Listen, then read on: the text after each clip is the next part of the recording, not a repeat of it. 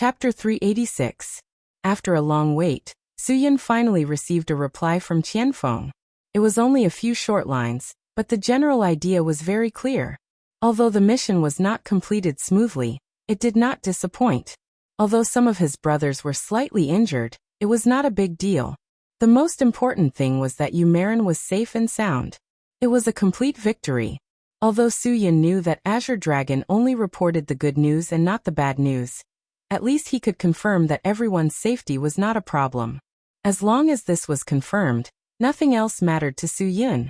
Ever since the incident with Yinlong, Suyin's tolerance had increased a lot. Suyin needed to find Yumarin to find out about Guoguo's superpower.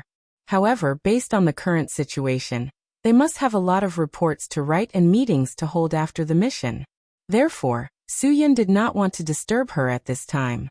He just wanted to know that she was safe. Before Suyin could reply, Qianfeng sent another email. Sister, you just received an appointment to assist in an investigation in Xinjiang. Because it's a secret mission, you won't be able to contact her in the near future. She told me to tell you not to worry about her. Boss, we'll talk later. After reading this email, Suyin did not know what to reply for a long time. Thinking about the busy days of the past, Suyin missed them very much. Although life in Hudong City was very enjoyable, he always felt that something was missing. Also, the tranquility of the past few days made him feel uneasy. It was like the calm before the storm. Suyin did not know if his intuition was wrong, or if it was a symptom of his OCD. Even if there was no danger, he could always imagine some trouble. Perhaps life was really too timid. In the evening, Qin Zhongming came to drink with Suyin. At the same time, they studied the design drawings that Tang Jiu sent him. The theme was the same. They were just discussing which style was more suitable for Hudong City. I like this style more. Suyin found one of the designs. Hudong City's architecture is a combination of Beijing School and Jiangsu School. In this design, the styles of these two schools are reasonable and gentle, complementing each other and not contradicting each other. I think this is the best. I didn't expect you to be so knowledgeable about architecture. Qin Zhongming was obviously surprised. What is Beijing style and Jiangsu style? Most of the Beijing style buildings in Huaxia are residential buildings, such as the courtyard houses. Suyin continued. Although they are residential buildings, they contain deep cultural connotations. They are the carriers of Huaxia's traditional culture. Construction is very particular about feng shui. From the selection of the site, to the determination of the specific dimensions of each building, everything must be done according to feng shui theory. Suyin's words not only made Qin Zhongming admire him, but also made Ruan Qingshuang and Qin Wan'er, who were not interested at all, look over curiously. Feng shui theory was actually Huaxia's ancient environmental science. It was an important part of Huaxia's traditional architecture theory. This feng shui theory had been guiding the construction of Huaxia for thousands of years. In addition to feng shui theory, the decoration, carving, and painting of the buildings also reflected the folk customs and traditional culture. Suyin had deep feelings for Beijing-style buildings. Ruan Qingshuang nodded seriously. Listening to him, she felt that it made a lot of sense. What about Jiangsu style? What is Jiangsu style? Suyin took a sip of water and continued. Jiangsu style can be said to be the master of the northern and southern architectural styles. The layout of the gardens is one of the prominent characteristics of Jiangsu style. The architecture of Jiangsu style mainly faces the south, so that in winter it can be away from the wind and facing the sun. In summer it can be cool with the wind, full of the charm of the ancient culture of the water village. The roof of the ridge corner is raised, plus the horse building, the brick gate tower and the open tile windows. White walls and black tiles, row upon row, light, simple and elegant. In order to make everyone understand a bit more, Suyin pointed to an architectural rendering of a man-made river and said, Jiangsu style's layout pursues the theory of twisting and turning. The layout of the gardens pays attention to the structure. In the direct exposure there must be a detour. In the gentle place there must be ups and downs. The layout of Huaxia's ancient architecture emphasizes the word hide. And this design of the cloistered building reflects the winding and serene depth. It is more in line with the ancient architecture of our Hudong city's thousand-year-old ancient city. Listening to the gentleman's words is better than reading books for 10 years. Qin Zhoming couldn't help but sigh with emotion. Good. Su-yin, you really spoke my mind. This is the plan. Tomorrow I will ask someone to confirm it with the Tang Group, so that the man-made river project can start as soon as possible. Just when several people were clapping and praising this matter, LV Winnie rushed over. Looking flustered and somewhat out of breath, she said, Brother Yun, it's not good. Something happened outside. Dan Jiahao and a few guests who want to stay are quarreling. Ah. What's going on? Yuan Qingshuang frowned. Although Dan Jiahao was much more well-behaved than when he first came, occasionally he would mess up, which might not be stopped for a while. I'll go with you to see. Let me go. Su-yin gestured for Yuan Qingshuang to sit down. He felt that the matter was not as simple as Dan Jiahao messing up. Although this guy was not disciplined, in Su-yun's eyes, he was still a child who was very worthy of education. Many things only needed to be told once, and he could basically execute it very well. Therefore, Su-yun believed that since last time he had told him that if he was in the service industry, he should act like a service industry, and he could not treat himself as a rogue, he would definitely not do anything out of line. Even if he quarreled with others, Su-yun believed that it was absolutely not his fault. Su-yun got up and went out with LV Winnie, but Yuan Qingshuang was still worried. Seeing her like this, Cho Yun simply said, Let's go and see. Let's go together. I also want to see who is making trouble. Qin Waner's identity as a police officer was still very useful. When Su-yun walked out, he saw Dan Jiahao blocking a car outside the door, and said loudly, I'll repeat it for the last time. Listen to me carefully. This hotel has rules. Japanese and dogs are not allowed to enter. If you still don't understand, then I'm sorry. Don't blame me for being unfriendly to you. If you want to blame someone, blame that idiot Abe and that idiot Noda from before. They were all brought out by silly Ichiro, right? Do you think that you're awesome just because you have America as your godfather? You still King talk to our Huaxia about the Air Defense Identification Zone? Let me tell you, the Air Defense Identification Zone is not a national airspace, but an identification and early warning area outside the national airspace. It has nothing to do with sea and air jurisdiction. Stop King nagging. Yo, Su-yun was stunned for a moment. This guy had started to read the news. This was a big improvement. If the guests who wanted to stay in the hotel were Japanese, then Su-yun would definitely support Dan Jiahao's way of doing things. Japanese and dogs were not allowed to enter. This was a good saying. We Huaxia people always do things with a straight back. Only traitors would serve you Japanese. Although Dan Jiahao's way of doing things was very extreme, Su-yun liked it. What else could he do? Humph. Since you don't welcome us, then we'll just go somewhere else. I don't believe that all of you Huaxia people will not earn money. The leader of the Japanese said in stiff Chinese, Let's go. Seeing the Japanese leaving resentfully, Dan Jiahao felt very good. He turned around and looked at Su-yun. He grinned and said, Brother Yin, do you think I did the right thing? Su-yun laughed and said, Although it's a little extreme and not particularly right, I can't help it. I just like what you did. After getting Su-yun's approval, Dan Jiahao suddenly felt proud. Huaxia people shouldn't serve the Japanese. However, there's one thing you didn't do well. What if they went to stay somewhere else? Wouldn't it be the same? Su-yun said indifferently, Therefore, when you do things, you must do it perfectly.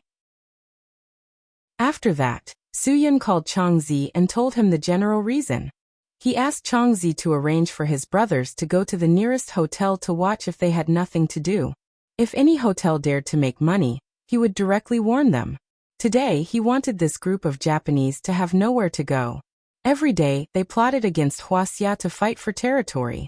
Now they want to live comfortably in Huaxia's territory? Humph, no way. This is called ruthless. Dan Jiahao admired Su-yun even more. Why didn't he think so much? By the way, how did you recognize that they were Japanese? Su-yun was a little surprised because Japanese and Huaxia people were both Asian. Other than the obvious difference in height, it was difficult to distinguish them. Dan Jiahao raised his head proudly. What a coincidence. If I didn't accidentally see a woman in a kimono in the back seat of their car, and that woman was quite pretty, I I took a second look at her. In the end, the man sitting next to the woman was unhappy. He opened the door and wanted to kick me while cursing something. The man was wearing a loose robe that looked like a cloak, with the words I something Ryu written on it. And he was also wearing wooden clogs on his feet. Luckily, I dodged quickly and my brothers came in time. That Japanese didn't dare to be arrogant. If it weren't for our hotel's reputation, I would have killed him long ago. Cho-yun, who came out with Soo-yun, suddenly looked up.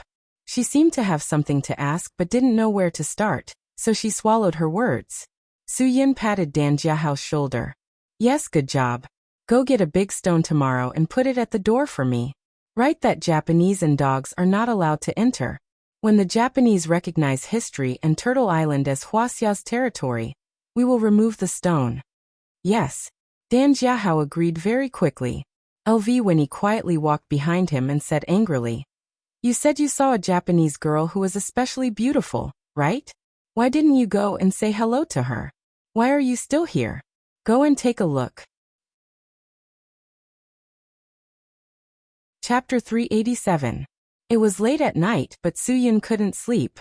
After learning that Yumarin was in Xinjiang, he had always wanted to take Guogua there.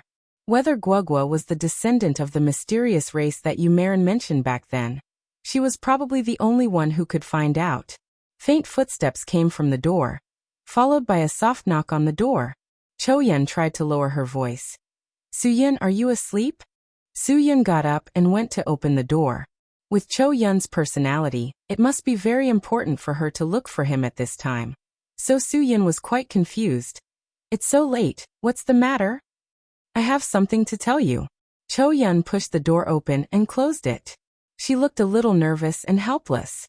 Soo-yun read something from Cho-yun's expression. Only when Guogua's safety was threatened would Cho-yun show such a nervous expression. Is it because of Green Ghost? Don't worry, the old man has analyzed this problem for me. I have also thought about it carefully.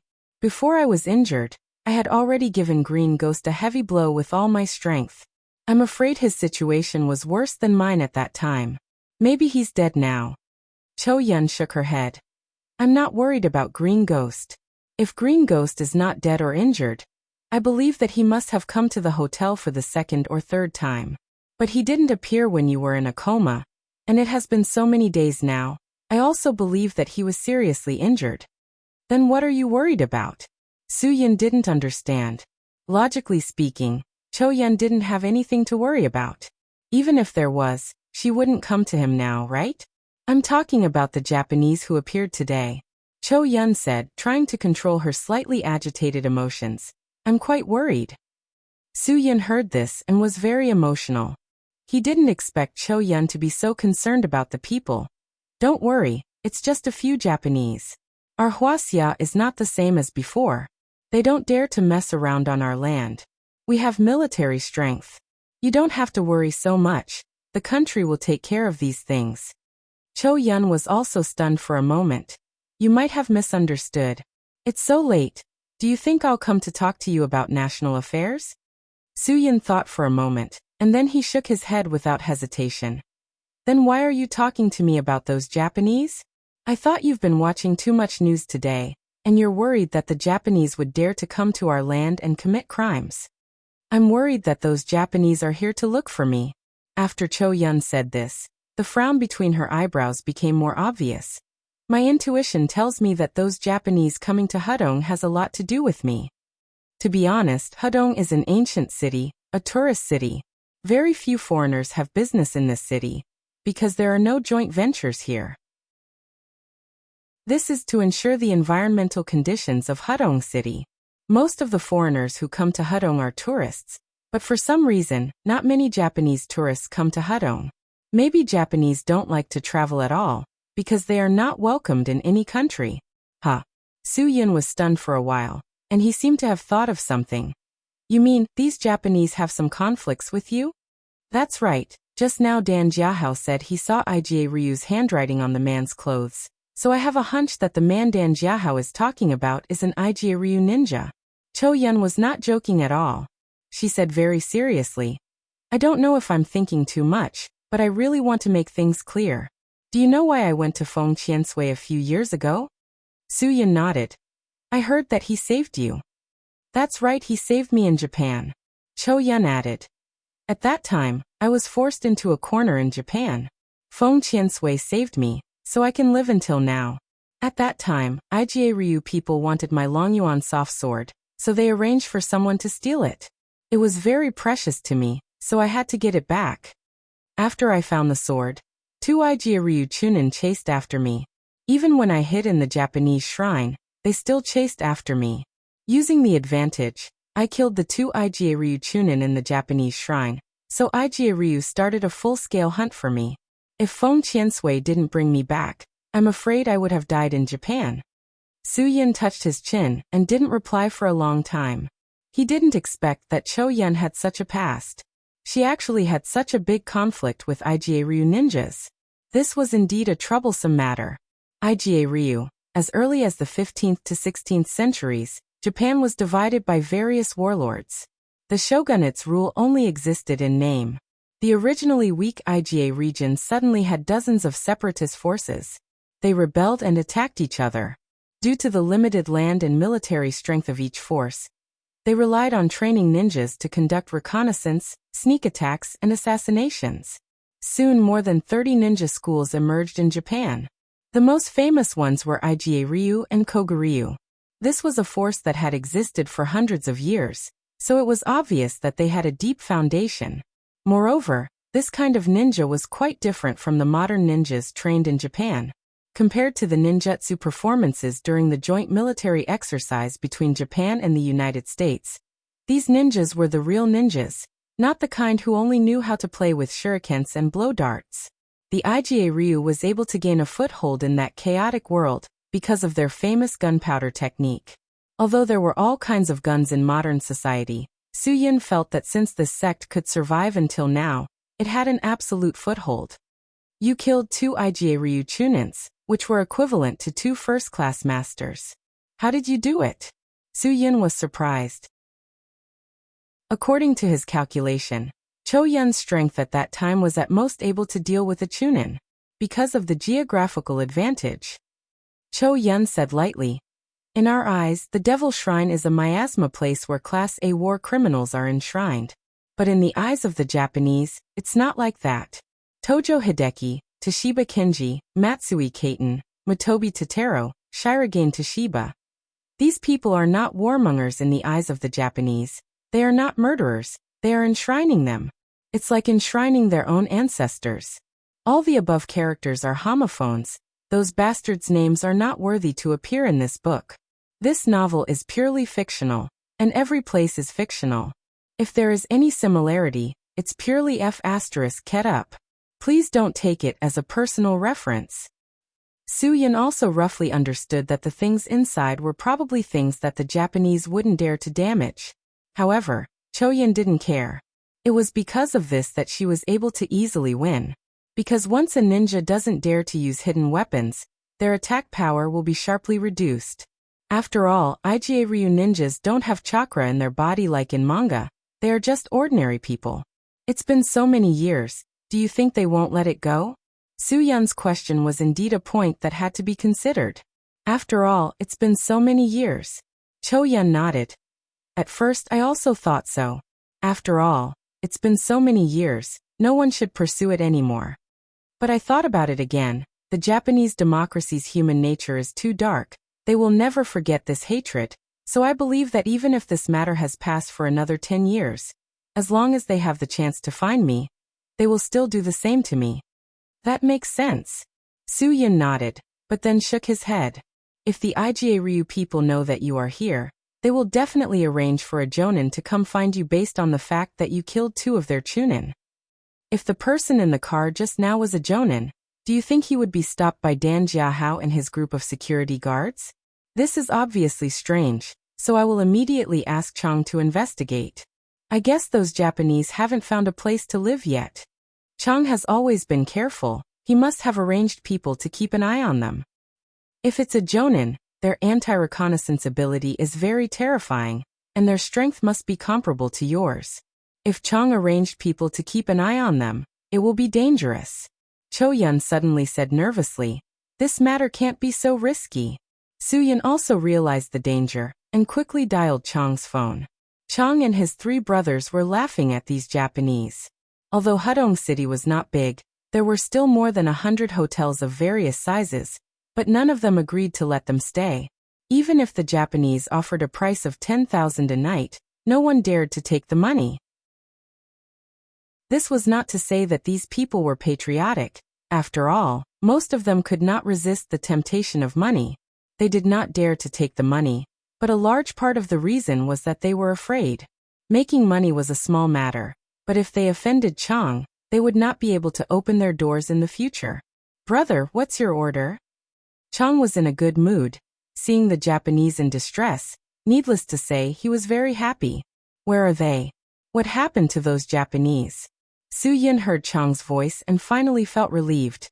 "Haha, don't mention how much of a relief it was. These Japanese could not find a place to stay. They were as anxious as ants on a hot pan." Chang said proudly. "Wherever they went, I asked my brothers to tell them. No one did not give us face." Suyin frowned. "Where are you? I'll go and find you. We have been following these Japanese all the way, just..." Chang's voice suddenly stopped, and then he said unhappily, "I didn't expect these bastards to find such a cheap hotel. Brother Yin, wait a moment, I'll think of a way to tell the boss." "No need. Suyin, let them stay, I'll go later. There are some unforeseen circumstances." "Later, ask the boss of the small hotel which room these people are staying in. Don't make any moves. Wait for me to go there first." Chang grunted and agreed. "Okay. Brother Yin, don't worry, I'll keep an eye on them. I'll wait for you at the entrance of a small hotel called Warm Home on the east side of Chessboard Street. Drive carefully on the road, it's foggy today, the visibility is very low." "Okay." Suyin hung up the phone, turned around and said to Cho Yun, "Whether it is or not, I have to go and take a look. If the other party is an IGA Ryu Jiaonan, I think I should be able to deal with them. You should also pay more attention here, be careful." Chapter 388.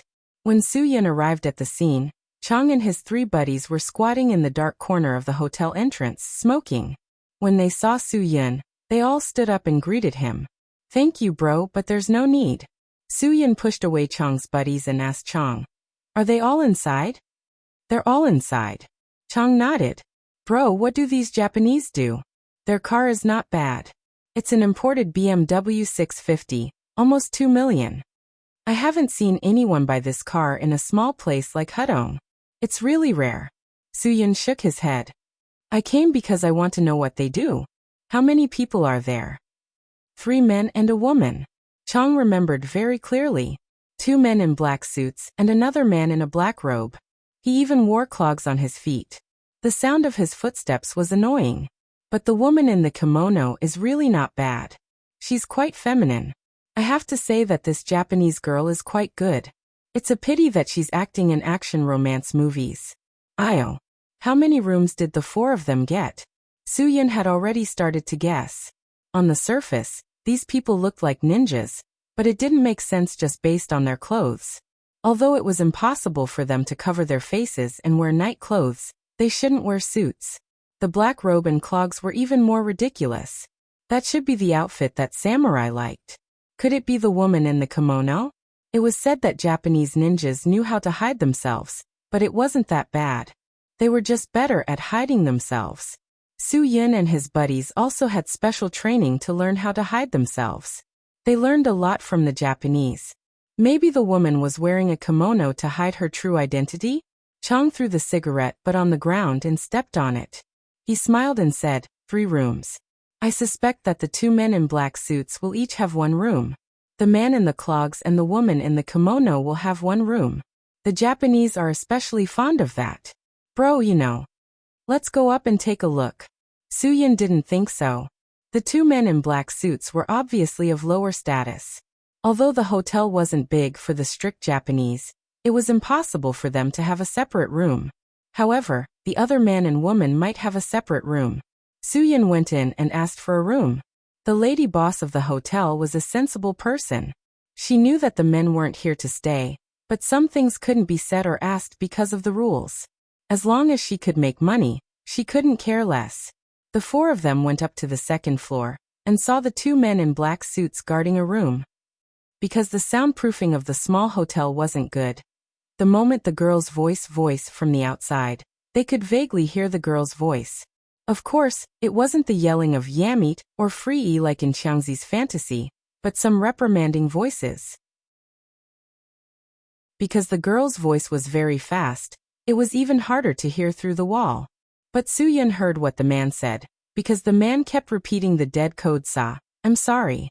If he guessed correctly, the girl should be a young lady, and the man in the clogged black robe was also a servant. He felt guilty that he didn't find an elegant place for the young lady, so he kept apologizing. There was a reason for Su Yin to make such a deduction. That was because the status of women in Japan was very low. If that man was the woman's husband or brother, he would have already slapped her and made her go to the suburbs to dig for potatoes. When the two Japanese men in black suits at the door saw Su Yin and the others, they immediately put on a vigilant look. But before they could make a sound, Su Yin suddenly sped up and approached them. He gave each of them a karate chop on the back of their necks, and they directly fainted on the ground. Su Yin made a gesture to Chang, and Chang immediately understood. He called his three brothers to drag the two fainted guys into the room they had booked. Chang and the others were really excited at this time. Everyone in Huaxia had some anti-Japanese sentiments.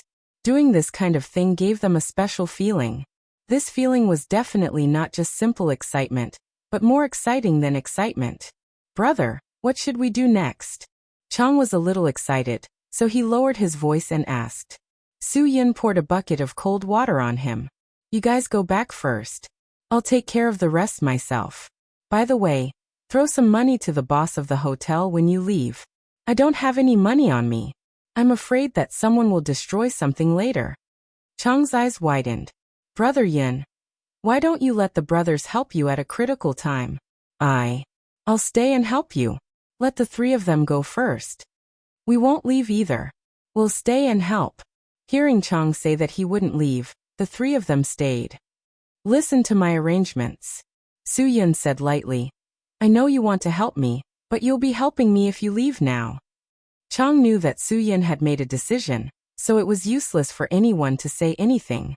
Moreover, Su Yin was a very meticulous person. He couldn't mess up Brother Yun's plan just because he was greedy for his own momentary pleasure. Chang waved his hand and said to the three brothers, Let's go. Listen to Brother Yin. After Chang and the others left, Su Yin walked to the room where the quarrel came from. He slowly knocked on the door 3 times. The man inside asked in Japanese vigilantly, What's going on? Su Yin understood Japanese, but in Huaxia, he didn't like to speak it. These Japanese obviously knew some Chinese, so Su Yin said directly, The police are here to check the room. Open the door. The Japanese man inside didn't seem to understand, but he realized a problem. The 2 people guarding the door had stopped moving. He quickly opened the door. The moment he opened it, Su Yin kicked him in. Although the Japanese man wanted to protect himself, he didn't react at all. He was directly kicked into the room by Su Yin. If it weren't for the fact that he didn't want to break the door of the small hotel, Su Yin wouldn't have bothered to knock on the door. Looking at the strange man who suddenly broke in, the Japanese girl in the kimono in the room hid behind the bed in panic. Her face was full of panic. The wooden puppet man who was kicked by Su Yin struggled to stand up on the ground. His face was full of panic. With his cowardice, Su Yin could tell that he was definitely not a ninja. The girl in the kimono was a little flustered. She shouted at the wooden puppet man in Japanese, Sato, aren't you an Ryu ninja master? Protect me. Miss Akihara, don't worry. With me here, I won't let anyone hurt you. Although the wooden puppet man said so, he kept retreating. He probably wanted to retreat to the window and jump off the building to escape. Su Yun's heart, which was still in his mouth, instantly calmed down. Obviously, he couldn't be a ninja. His and Cho Yun's worries were unnecessary. This Miss Akihara must be a lady from a big family, and this wooden puppet man, Sato, must be a bodyguard. Ryu ninja? Are you King kidding me? Sorry, I think we might have misunderstood. After Su Yin confirmed that the 2 people were not aggressive, he didn't do anything else. Seeing this, the wooden clogs man quickly stood in front of Miss Akuhara. He stared at Su-yin with vigilance and fear. If this is a misunderstanding, please leave immediately. Otherwise, don't blame me for being rude. Su-yin couldn't help but laugh. You're an Ryu ninja? Sweat began to ooze from Sato's forehead. Yes, I'm an Ryu ninja. But I don't want to cause trouble in Huaxia, so I'll give you a chance. If you leave now, we won't hold you responsible for anything. Oh, this isn't Ryu style, is it? Su-yin was amused by this grandson's pretense. He pulled a chair and sat down. I kicked you so hard just now. Don't you hate me at all? And how can a ninja like you not dodge my kick? The clogged man Sato endured the pain in his chest and tried his best to keep his voice from trembling. I just wanted to see how good you are. Humph. Your kick is nothing. It didn't hurt me at all. He could really hold on. Admirable. Su-yin was in a good mood today and decided to remind Miss Akuhara. Miss Akihara, this Ryu ninja is your bodyguard, right? That's right, you'd better not mess around. Mr. Sato is very powerful. Miss Akihara didn't doubt the strength of the liar in front of her at all. She was very confident, as if her bodyguard could easily deal with Su-yin. Su-yin smiled. Miss Akihara, as a Japanese, you don't have any concept of ninjas? Ninjas can't get fat. Ninjas mainly eat grains low in calories, low in fat, and high in protein. This Jonin bodyguard of yours doesn't usually eat steak with you, right?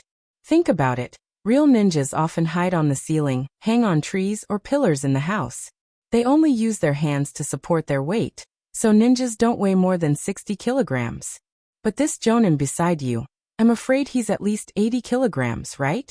Ha ha ha, Miss Akihara, remember to open your eyes when you hire a bodyguard in the future. Otherwise, if you hire a useless person at a high price, it's not worth it. Su-yun's words made Sato break out in a cold sweat. He pretended to be an Ryu ninja to make a living, and no one exposed him. Most of the time, he only needed to take out the sword in his hand to scare his opponents, and they would retreat unfairly. He didn't expect to be exposed by a Huaxia today. Qiu Yuehuan looked at the man in wooden clogs in shock. She suddenly realized that Sato had never really done anything by her side. He had always used his mouth to trick her. Bye-bye. Su-yin waved his hand and walked out in a good mood. It was best if it was a misunderstanding. This meant that no Ryu ninja came to cause trouble for Cho-yun. If it was true, a fierce battle would be unavoidable today. No one wanted to cause trouble for no reason. Chapter 389. Although Su-yin asked Qiangzi and the others to leave first, they stayed in the car even though they left the hotel. Qiangzi and the other three didn't leave because they were afraid that there would be new movements at any time. In this way, they could immediately rush out to help. Soon, Su-yin walked out of the hotel. Chang and the others got out of the car and surrounded him. Brother Yin, how is it? Who is that Japanese woman? It's a misunderstanding. Don't think too much. Go do your things. I'll contact you again if there's anything. Su-yin smiled. Oh, by the way, Chang, I heard from Uncle Qin that he introduced a girl to you. She's in the municipal party organization department, right? You actually rejected her? I'm telling you, you have to meet her. Don't delay it. This is a big deal. Didn't you see how much your parents want to have a grandson? Chang was embarrassed. Brother, don't joke with me. I'm just a gangster. She definitely doesn't like me, so I rejected her. I think marriage is very realistic. It pays attention to the social status. I think it's better to forget about it. Since you know it's realistic, you have to go and see her. What's wrong with you? House, car, money, what do you have? Su-yin cheered him up. Listen to me. Go and see her. I promise you'll get her. How many girls are not tempted by an Audi? If you say you're not tempted, you're just pretending. Chang laughed. Okay, brother, I'll listen to you. I wanted to ask you about it even if you didn't mention it. After all, it's Uncle Qin's face. If I don't go, I'll embarrass him. Since he beat up Feng Guoqing in the bar, the golfer that he used to follow Qinwan, became Su-yun's mode of transportation. Su-yun walked to the car and got in. Then you can contact Uncle Qin and ask him to worry about you. Chong, although there's nothing unrealistic about girls, you can't be too realistic. I believe that Uncle Chin wouldn't introduce you to a random girl. It must be because the girl's character is good. Don't be perfunctory. Your parents also asked me to hurry up and help you find one. If this matter is successful, how happy will they be? Am I right? Yes. Brother Yin, don't worry. I'll definitely perform well. I'll call Uncle Chin tomorrow morning and ask him to arrange it for me. Chong nodded repeatedly. Su-Yin smiled, waved his hand, and drove away. It was already 11:30 p.m. If he didn't go back, Cho-Yun would be worried. On the way back to the Medicinal Cuisine Hotel, Su-Yin suddenly realized a problem. And the root of the problem was Miss Akuhara. Sato, the wooden puppet man, didn't have the aura of a ninja at all, whether in terms of dressing or image. If it was a big family in Japan, it would be impossible for them not to notice this. If even Su-Yin knew about it, how could the Japanese not know about it? Although Japanese ninjas were a group of mysterious people, it wasn't to the extent that the Japanese didn't know anything about it, right? Thinking of this, Su-Yin couldn't help but speed up. An ominous premonition had already risen in his heart. If the wooden puppet man Sato was a bragging liar, saying that he was an Ijiryu ninja who came to the Akuhara family to cheat money, then his disguise should be very real. But now his poor disguise had actually gained the trust of the other party. This was really a little unreasonable. When Su-Yin arrived at the entrance of the Medicinal Cuisine Hotel, a few black shadows entered the path under Su-Yun's eyes and disappeared in an instant. Su-Yin didn't hesitate to get out of the car and quickly chase after them. Now that he thought about it, he felt a lingering fear. If he had come back one step later, the consequences would have been unimaginable. Su-Yin followed behind the few black shadows as fast as lightning. He couldn't help but admire the Japanese ninja's advantage in terms of qigong. This was because the first point of a ninja's cultivation was speed. A ninja without speed was not worthy of being called a ninja. After running all the way, Su-Yin realized that the few black shadows had deliberately led him to the man-made river. Because the man-made river was being repaired, it was deserted in the middle of the night. The night was dark and the wind was strong, and the grassy slope was the best place to kill. The few black shadows stopped beside a person.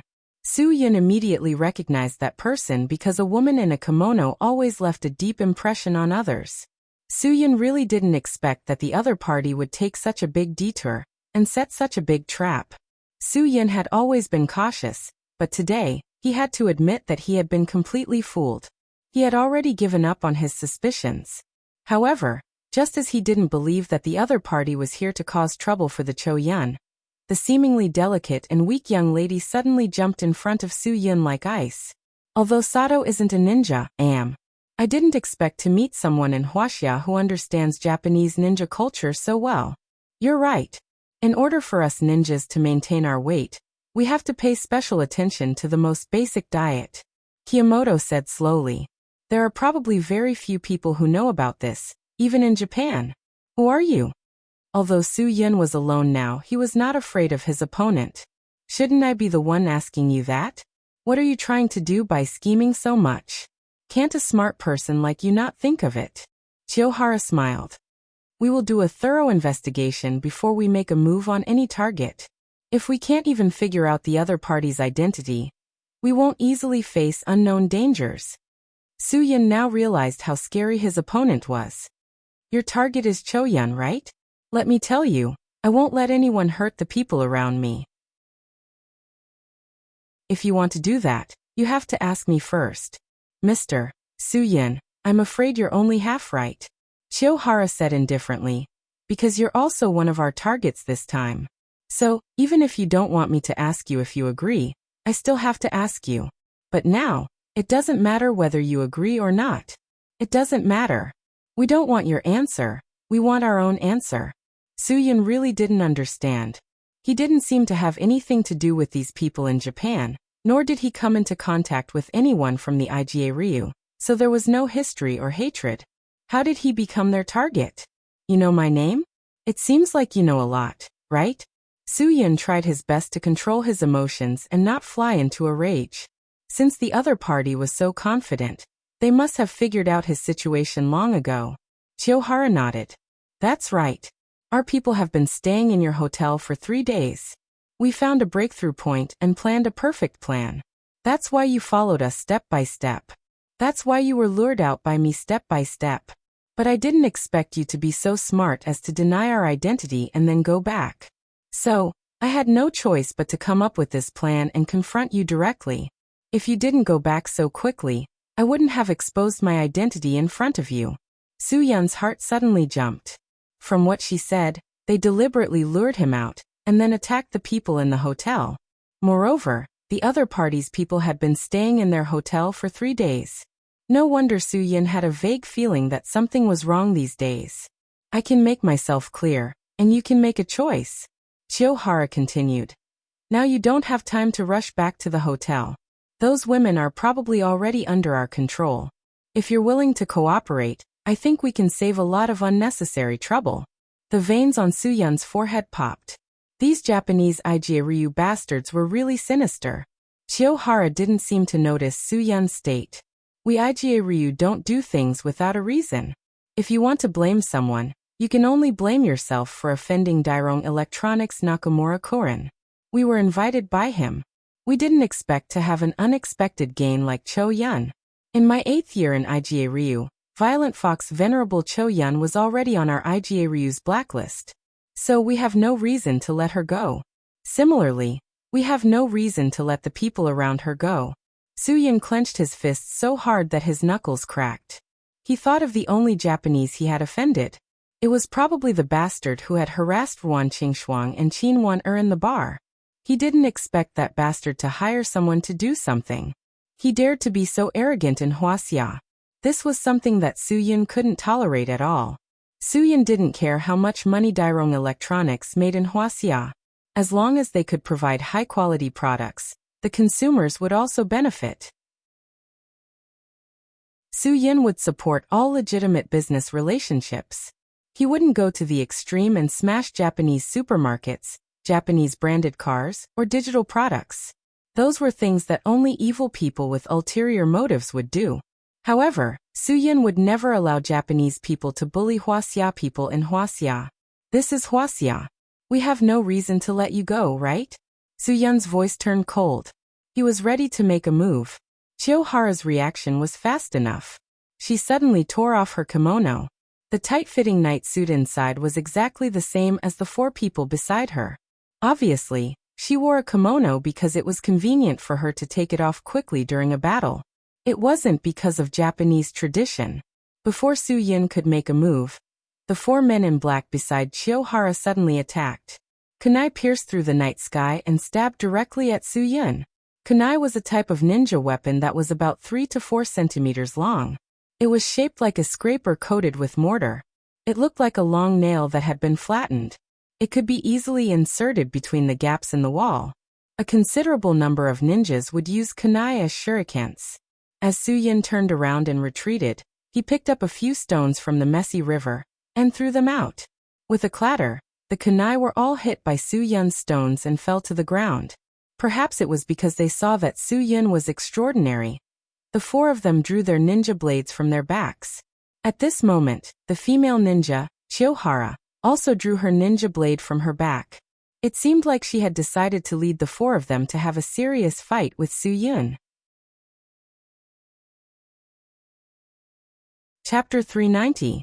5 cold lights flashed, and Soo-yeon had no choice but to be on high alert. After all, ninjas like to play tricks, and there were some small tricks that he had to guard against. If he was not careful, he might fall into their trap. For ninjas, the more sinister a trick was, the more it was their specialty. Japanese ninjas were the same as Japanese samurai. They both carried swords, but ninjas' swords were very unique and were not only used for combat. The ninja sword was only about 50 centimeters long, much shorter than a traditional samurai sword. This length was just enough for a ninja to carry it on their back without affecting their movements. The guard of the ninja sword was square. However, the guard of the ninja sword was larger and wider than an ordinary sword, and the scabbard was wider than an ordinary scabbard. This was one of the unique features of its design. The extra space in the scabbard of the ninja sword was usually filled with a mixture of cigarette ash and chili powder. In times of danger, these mixtures would be useful. They would use these things to create smoke when they were in danger. When the smoke dissipated, they would disappear. To put it bluntly, it was a small trick, but this small trick could play a life-saving role at a critical moment. In addition, Su-Yun was very clear that he had to pay attention to the end of the ninja sword because that place was empty. There was a small white stone and a needle inside.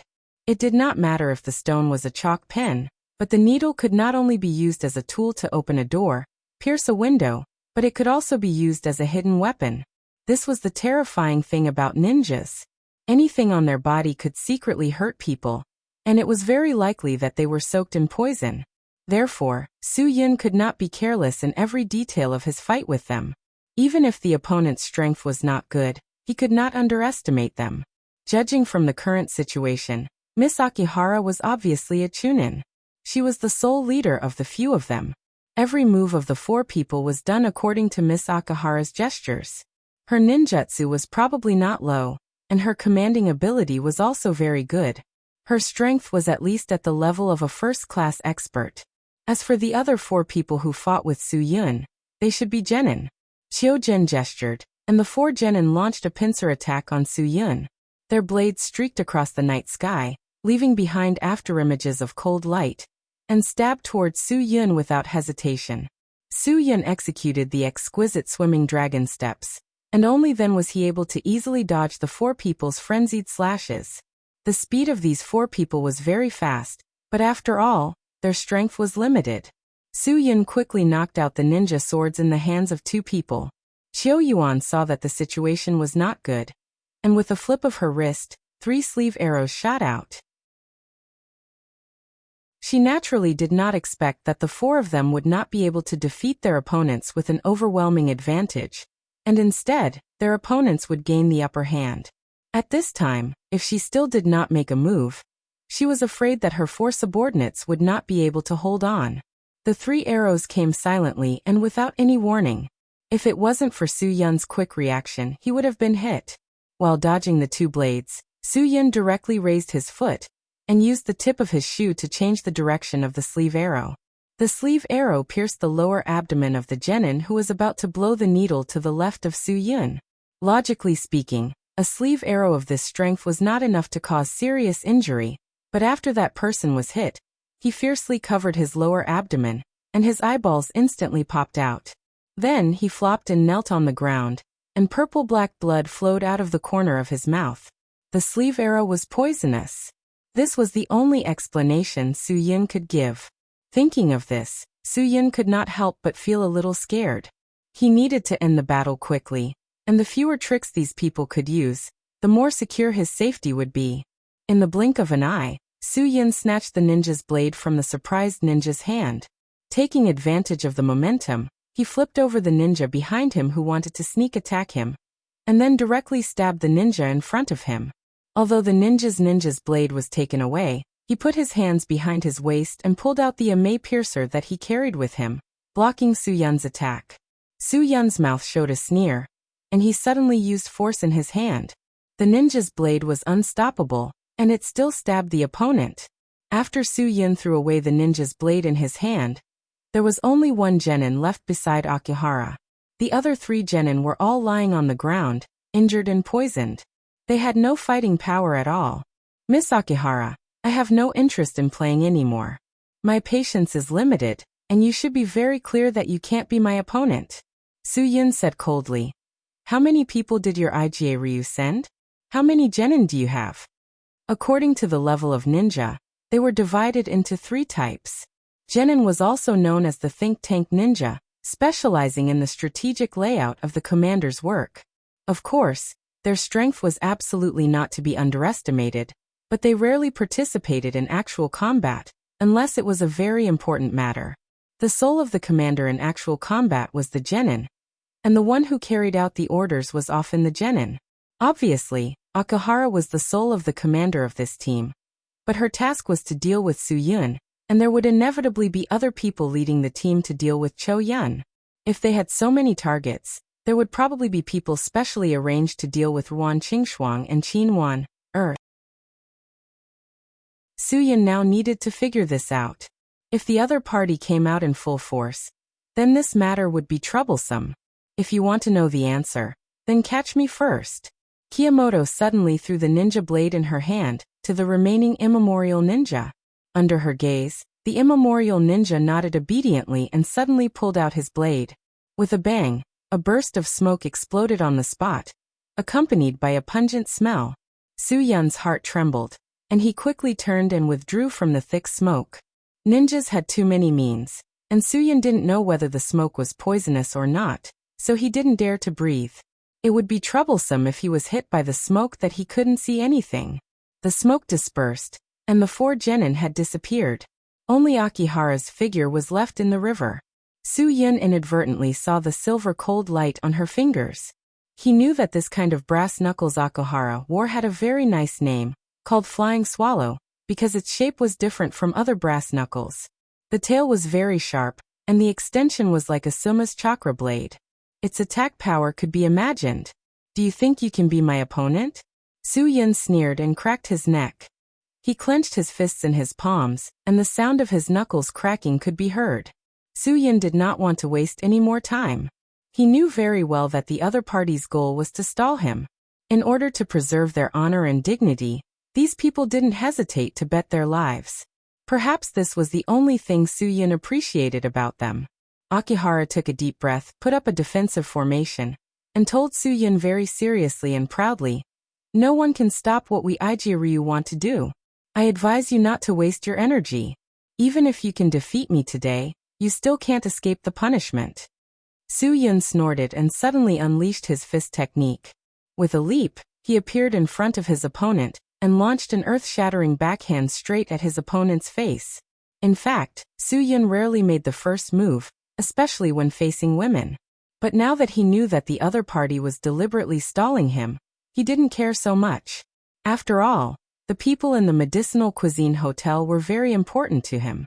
They were the ones who accompanied him through the days when he left Dragon's Fury. If it weren't for their existence, Su Yun was afraid that he would have really suffered from depression. Akihara was indeed shocked by Su Yun's shocking fist, but after she took a few steps back to avoid Su Yun's attack, she once again emphasized to herself that any sacrifice was worth it for the sake of the mission. Thinking of this, Akihara suddenly made her move. She soared into the air and used Tiger out of the cage. 2 cold rays of light from the brass knuckles in her hand attacked Su Yun like 2 tiger teeth in the bloody mouth of a ferocious tiger. Su Yun reflexively dodged the other party's ferocious pounce. Just as he was about to make a move, he saw Akihara rush out the moment she landed. The brass knuckles in her hands merged together and stabbed directly at Su Yun's face. After all, Su Yun was made of flesh and blood. Of course, he couldn't meet the other party's sharp blade head-on. He could only continuously retreat. The moment the other party used up all her strength, Su Yun suddenly stopped and stepped back. He used the horse stance to accumulate strength, and used the force of the rotation of his waist to directly elbow Akihara's left neck. If Akihara hadn't controlled the force to retreat in time, Su Yun's elbow would have definitely made her lie on the ground and play chess with Zhou Gong. After all, Akihara was a chunin. Her adaptability was very strong. Even when she was fighting with an expert like Su Yun, she didn't forget to take the opportunity to throw out 2 shurikens or poison sleeve arrows. However, Su Yun had always maintained a very high vigilance, so Akihara's several sneak attacks missed. After more than a dozen moves, if Su Yun hadn't been too cautious, the hidden weapons in the other party's hand would have probably won. Now Akihara also understood that if she continued to waste time like this, she would be the one to lose in the end. This was because she had almost used up all her hidden weapons. After the 2 blow needles failed to hit Su Yun, she had basically concluded that she would lose. Since conventional tactics didn't work, Akihara had a plan. She might as well use chaos to win. She suddenly stopped dodging any of Su Yun's moves. Her knuckles danced wildly, and she used the Mad Tiger 100 Blazes chaotic fighting move to approach Su Yun. This move was usually only used in group battles. However, in order to win against Su Yun, Qiu Yuan could only try anything he could. This Mad Tiger 100 blaze seemed to be watertight and difficult to get close to the body, but in fact it was full of loopholes. The reason why this Mad Tiger 100 blaze could become an unstoppable move in a group battle was completely dependent on the opponent's lack of concentration. This was because when many people were fighting, no one would only focus on one point, so it was very difficult to see the flaw in this move. But now, all of Su-yun's attention was focused on Akihara, so this move of hers was destined to be the source of her miserable defeat. Su-yun saw the opportunity to grab Akihara's left wrist. When she was about to resist, he directly controlled her left hand to raise the knuckles and fiercely stabbed the surface of his right hand. Akihara was in pain, and the knuckles on her right hand fell to the ground. After breaking the Mad Tiger 100 blaze, Akihara was no longer able to resist. Su-yun's punches and kicks hit her chest like a slide. After spitting out a mouthful of blood, Akihara fell heavily to the ground like a kite with a broken string. Chapter 391. After Su-yun rushed back to the Medicinal Cuisine Hotel as fast as he could, he was shocked by the scene in front of him. Nearly 300 people surrounded the entire Medicinal Cuisine Hotel. Everyone had a weapon in their hands and looked like they were going to risk their lives. Seeing Su-yun appear, the three tigers of Southern City led the crowd to call him brother in unison. Those who didn't know would think that Su-yun was going to hold a large-scale parade. But they knew very well, because more than 300 people had surrounded a group of Japanese people in the courtyard of the Medicinal Cuisine Hotel. Cho-yun was confronting the other party coldly, and the task of the other brothers was to not let any Japanese people go. These ninjas really admitted defeat. They had released the choking fog and smoke, but they had no chance to run when more than 300 people surrounded them. This was not a forest, there was no place to hide. Therefore, their so-called teleportation jutsu doesn't have any effect at all. What's going on? Su-yun was really dumbfounded. Why did the three tigers of Southern City bring so many people? Their deterrence was too great. They completely surrounded a group of about 8 ninjas who came to cause trouble. Lu Feng replied proudly, "I was about to go to bed when I received a call from Sister Yen. She said that a group of Japanese people came to the hotel to cause trouble. I was angry at that time. I immediately called Hong Ning and De Zhong. They were also angry when they found out about this. If those King Japanese people dare to cause trouble in our Hudong, we will be the first to stop them. Not to mention causing trouble in our Medicinal Cuisine Hotel. When we called our brothers and told them that it was the Japanese, they all came as if they had been injected with chicken blood. They all came one by one. Those who were asleep, those who had wives and children, and those who were accompanying their parents in the hospital. All of them came without saying a word. Do these bastards want to cause trouble here? Today, I will kill them and see how many lives they have." Su-yun was completely confused. Cho-yun called them here? This was not Cho-yun's style. After you left, I became a little suspicious because Japanese ninjas are really cunning. I was worried that those people came here just to lure the tiger away from the mountain. Cho-yun explained. I realized that I made a very low-level mistake. How could a ninja write their sect on their clothes? So I was a little worried. Then I called them and asked them to call as many people as they could.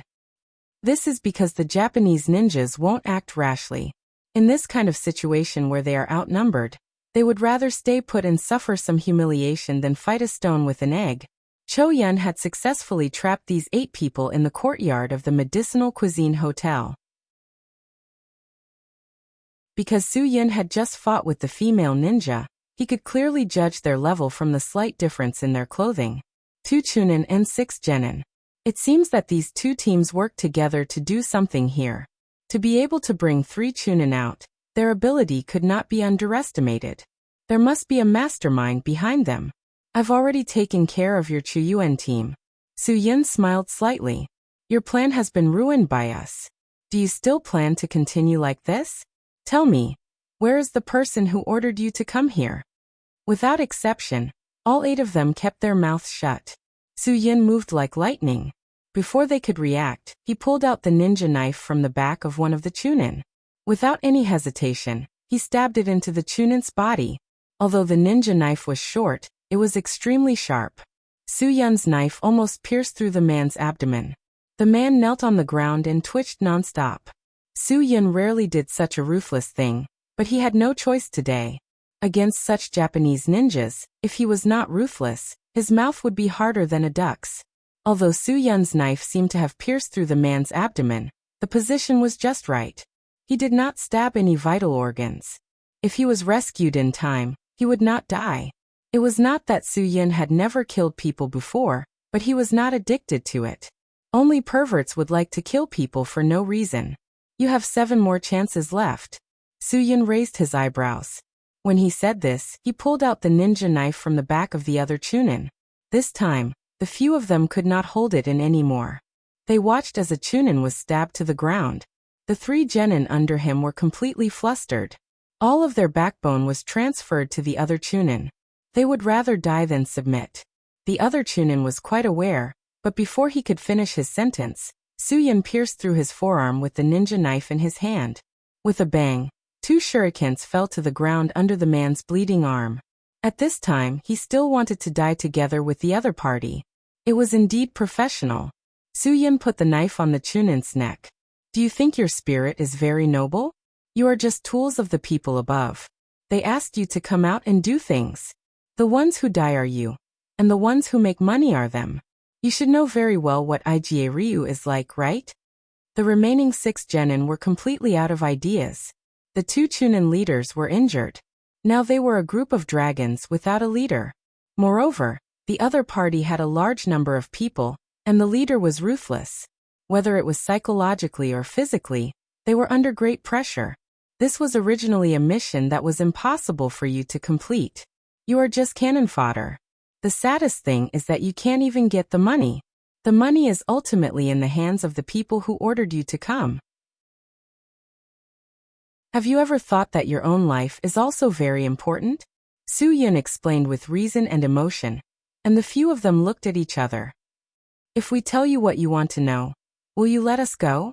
The chunin whose abdomen was penetrated by the ninja knife struggled on the ground. Su-yun's knife could have taken his life, but Su-yun didn't do so, which made him a little surprised. So now that Su-yun said this, he had the thought of believing it. Su-yun's answer was very certain. If I didn't let you go, do you think you can still talk to me now? The only danger you are in now is excessive bloodthirst. I know you must have the means to be self-governing, but you must leave here to have the opportunity to be self-governing. Several genin lowered their heads under Su-yun's gaze. With a chunin here, they were not qualified to make a decision. In a luxurious private room in Glory Entertainment City, 20 hostesses surrounded a man. The reason was very simple. This man was a Japanese. He was very rich and generous. If there was something unpleasant, it was that this Japanese guest didn't treat the hostesses here as human beings. The Japanese guest was in heaven in the pool of wine and forest of meat. Perhaps he didn't know that there was an idiom in Huaxia that was very suitable for his current situation. So Su-yun came this time to explain it to him. Seeing Su-yun bring the 3 tigers of South City and so many people to his place, the boss of Glory Entertainment City, Wang Hui, naturally didn't dare to be negligent. When he heard Su-yun say that he was looking for someone, and it was that Japanese, Wang Hui knew that he must be in trouble here. When the 3 tigers of South City broke in unceremoniously and kicked out all the 20 hostesses in the room, the Japanese was a little angry, but soon Su-yun's appearance made him speechless. Su-yun looked at the familiar face. Hello, Miura-san.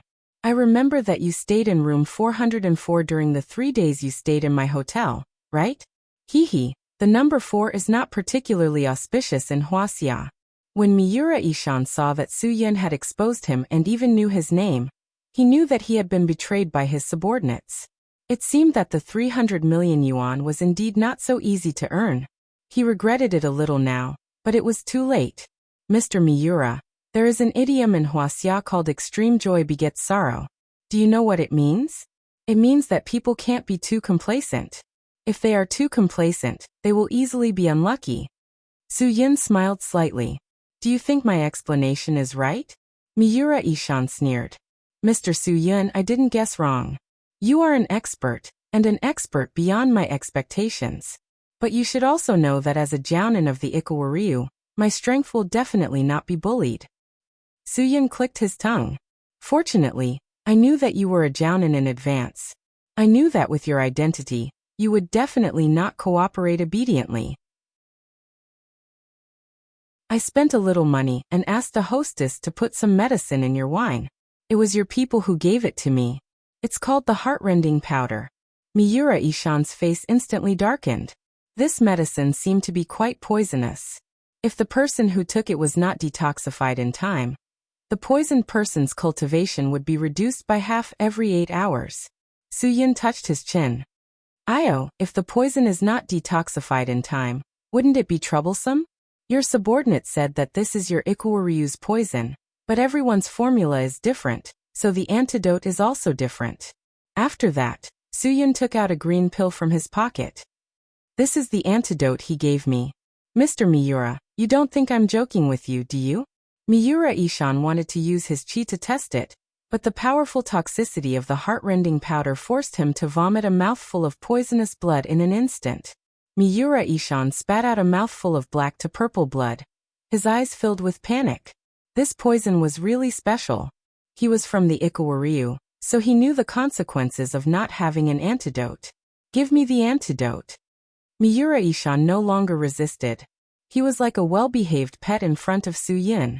I can tell you whatever you want to know. Shunji Nakamura from Darong Electronics sent me. You can go to him if you need anything. Suyin sneered. The difference between Ikuwaryu and Koguryu is really big. In the movies, Koguryu ninjas are loyal to their king, but Ikuwaryu seems to only have an employment relationship with their employer.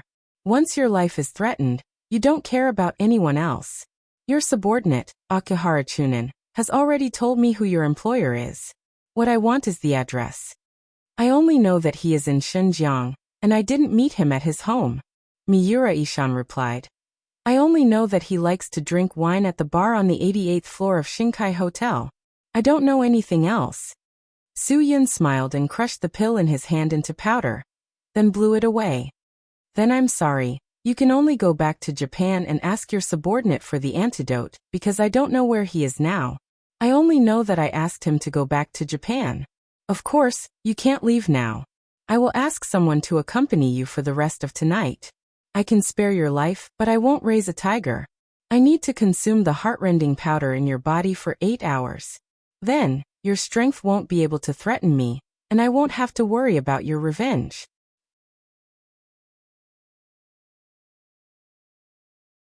Chapter 392. Originally, Suyin wanted to go to Xinjiang to find Umarin and tell her about the matter that had been bothering him for a few days. Now Shunji Nakamura from Darong Electronics gave Suyin another reason to go. Although the ninjas that Shunji Nakamura spent money to hire did not cause any serious consequences, Suyin still could not forgive a Japanese who ran amok in Huaxia. However, Suyin did not know how to explain it.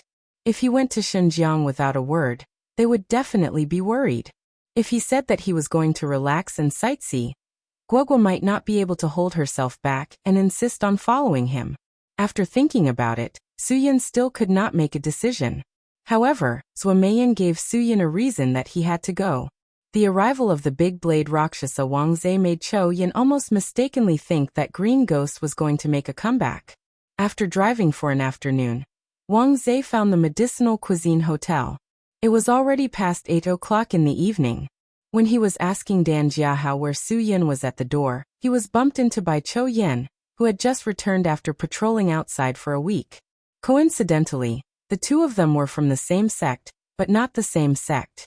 Cho Yun and Wang Zhe had met a few times before they finished their apprenticeship, so they had heard some news about each other. Because there was some conflict between the two sects, Cho Yun's first reaction when she saw Wang Zhe was still very vigilant. Why are you here? Fox Venerable? Wang Zhe was also dumbfounded. Ever since he found out about Su Hangfeng Qiansui, the reputation of the violent Fox Venerable had almost disappeared in the underground world. He did not expect her to be cultivating in a small city like Hudong. She looked very timid, and there was no longer a cold murderous aura around her. Cho Yun was not very familiar with Wang Zhe. She only knew him and heard of him, but there was no friendship to speak of. Therefore, Cho Yun was not friendly, and her voice was obviously a bit of a questioning tone. Why are you here? Wang Zhe had heard of the violent fox venerable's reputation, so he hurriedly explained. Don't misunderstand, I'm just here to look for someone. Sister Yin, do you know this person? He said he was looking for Brother Yin. Is he really Brother Yun's friend? When Dan Jiahao saw Cho Yun's expression, he could not help but suspect Wang Zhe. He stretched out his hand and gestured behind him, signaling a few security brothers on duty to come over. Before Wang Zhe came, Zhuo Meiyan had repeatedly told them that they could offend Su Yun, but they could never offend the people around Su Yun, because Su Yun had a big taboo, which was that he cared a lot about the people around him. Zhuo Meiyan was also one of Su Yun's people. Of course, the so-called people around Su Yun were not only women. As long as any of his subordinates were sincere to him, he would not forgive anyone who bullied them. Therefore, even if Wang Zhe only needed to hook his finger to get rid of these security guards, he was not angry at all. I'm really Brother Yun's friend. Please tell him that I'm from Jibei. My name is Wang Zhe. He must know. Why are you looking for Su Yun? Cho Yun frowned. Do you know each other? I don't dare to say that I know him. He's my boss's friend. Brother Yun and I have only met once. But I admire Brother Yun's way of doing things. Wang Zhe said lightly. I'm here this time because of my boss. When Cho Yun heard that Wang Zhe was from Jibei, she could not help but be startled. Do you know Tang Jiu of the Tang Group? Wang Zhe smiled. Of course. Not long ago, the Tang family was in chaos. When Brother Yun was not in Jibei, my boss asked me to help Brother Yun secretly protect Miss Tang for a few days. Miss Tang seems to be a very good friend of Brother Yun. Otherwise, why would he help so much? Ha, elder sister Yin, he knows elder sister Tang Jiu. It seems that he is really Brother Yun's friend. Dan Jiahao's attitude was much friendlier. He looked at Wang Zhe with a smile. I'll call Brother Yin now. Su Yun really did not expect Wang Zhe to come to this place. Wan Qingshuang saw that there were guests and immediately served tea. Wang Zhe was flattered. He did not expect these people to be so friendly to him. What's the matter? Su Yin smiled. Wang Zhe was Zhuo Meiyan's subordinate. Although Zhuo Meiyan's relationship with him was not ordinary, with Zhuo Meiyan's character, she would definitely not come to the temple for no reason. Wang Zhe looked up at the others and hesitated to speak. Elder sister Shuang, Cho Yun, you don't have to take care of us. Go do your own things. I'll talk to him for a while. Su Yun smiled. If there's anything, I'll call you. The two understood Su Yun's meaning and turned to leave. At this time Wang Zhe said, Brother Yun, I didn't come to see you this time because of President Zhua. I wanted to come. You came to see me? Su Yun was still a little confused. If you need my help, just tell me. As long as it's within my power, I won't treat you as an outsider. Wang Zhe was very grateful. He swallowed and said, Brother Yun, I'm really flattered that you can say that. If it's really my business, I wouldn't dare to trouble you. President Zhua is in some trouble. What happened to her?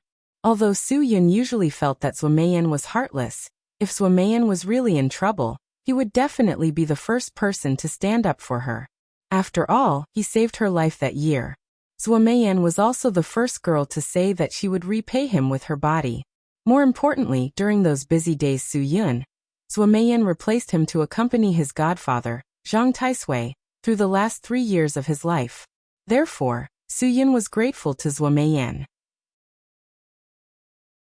Although Zhuo Meiyan did all this to repay Su Yun's kindness. However, Su Yun still felt that there was no need for Zhuo Meiyan to remember the things he had done. That was because those were the tasks that he should have done, the responsibilities that he should have fulfilled with his identity. Now some people in the company want to usurp power. This time, the company held a board meeting in Xinjiang. Some of the executives seemed to have made a plan in private. They were all questioning President Zhua about the CEO position. Wang Zhe frowned and said, when Zhang Taisui passed away, President Zhua was appointed as the acting director. Although it was Zhang Taisui who appointed him, many people still refused to accept it. So at that time, President Zhua promised that sooner or later, he would invite back Zhang Taisui's only godson. Su Yun didn't say anything. He quietly listened to Wang Zhe's statement. He was Zhang Taisui's only godson. This was something that all of the executives in Sky Entertainment knew. But other than Zhou Meiyan and Feng Ying, no one else had seen Zhang Taisui when he was alive. Now everyone in the company is saying that President Zhou is trying to usurp power and has no intention of inviting back Zhang Taisui's godson. Wang Zhe looked at Su Yun and said, I believe that President Zhou wouldn't lie. You are Zhang Taisui's godson. Su Yun didn't answer. He silently agreed. This was the truth. He couldn't deny it. If it wasn't for Zhang Taisui, he still wouldn't know what he was doing. Was he a beggar? Or was he a thief? Or perhaps he was a demonic tyrant who committed all kinds of evil deeds. This time, the board meeting in Xinjiang didn't go well. With Guo Chuanjiang as the leader, Qin Tianjian, Zhou Buqing, and the others all questioned President Zhou. Wang Zhe continued, You met Guo Chuanjiang in President Zhu's office. Ling Zhiling told me this. She said that Guo Chuanjiang wanted to take advantage of her, and you helped him. When Guo Chuanjiang found out that you were Zhang Taisui's godson, he was still holding a grudge against you. So this time, when President Zhou mentioned you at the board meeting, he fanned the flames and said a lot of bad things. Su Yin frowned. Zhou Meiyan didn't need to be polite to them. She was the one Zhang Taisui pointed out. Why should she be polite to Guo Chuanjiang and the others? Brother Yin, you don't know. They are all people who have followed Zhang Taisui to build up his empire. They all have their own solid foundations, and they all have their own jobs to control. Wang Zhe shook his head. That's why President Zhou can't act rashly. Plus, President Zhou said that she is only the acting president. She doesn't have the power to revoke the top management's authority. The only one who can do it is you. But she doesn't want to force you to do something you don't like. So President Zhou has been in a dilemma.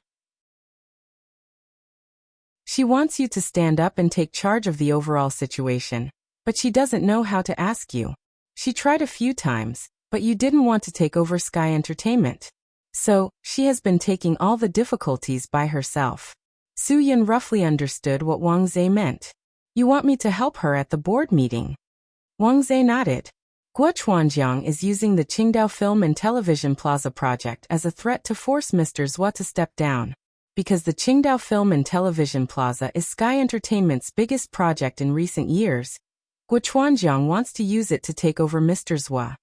Seeing that Su Yun didn't say anything, Wang Zhe added. They deny that you are Zhang Taisui's godson. They want President Zhou to find the real successor.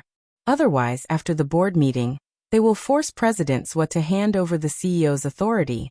Unfortunately, they have a lot of people and they have been deceived by Guo Chuanjiang. At this time, President Zhou has to convince them with her virtue. If she really does something to Guo Chuanjiang and the others, she will be met with even more suspicion. More people will think that President Zhou is going against Zhang Taisui's will and doesn't want to find the real successor. Su Yin smiled. That's why Zhou Meiyan really needs me, the true successor, to take over Sky Entertainment. She's asked me a few times before, but I've rejected her every time. She also promised me that I could take over whenever I wanted. So, she thinks it's a bit hard for me to ask me to do it now. So, she wants me to face this problem alone? Wang Zhe nodded. Yes, Brother Yin, you are the only one who can save Sky Entertainment. If Sky Entertainment were to fall into the hands of Guo Chuanjiang and the others, it would ruin the old man's hard work. They are a pack of wolves. If it weren't for the old man's support, Guo Chuanjiang would probably still be a laborer working from dawn to dusk. Now that the old man has been gone for so long, he seems to have forgotten how to write the word kindness. Why is the board meeting in Xinjiang? Su Yin didn't understand. Xinjiang is the most prosperous place in Huaxia. After all, Sky Entertainment is one of the biggest companies in Huaxia's entertainment industry. They must have enough face. Wang Zhe smiled. Su Yin nodded. Okay, I'll go with you. I have some business to take care of in Xinjiang. When are we leaving? The sooner the better, Wang Zhe said excitedly.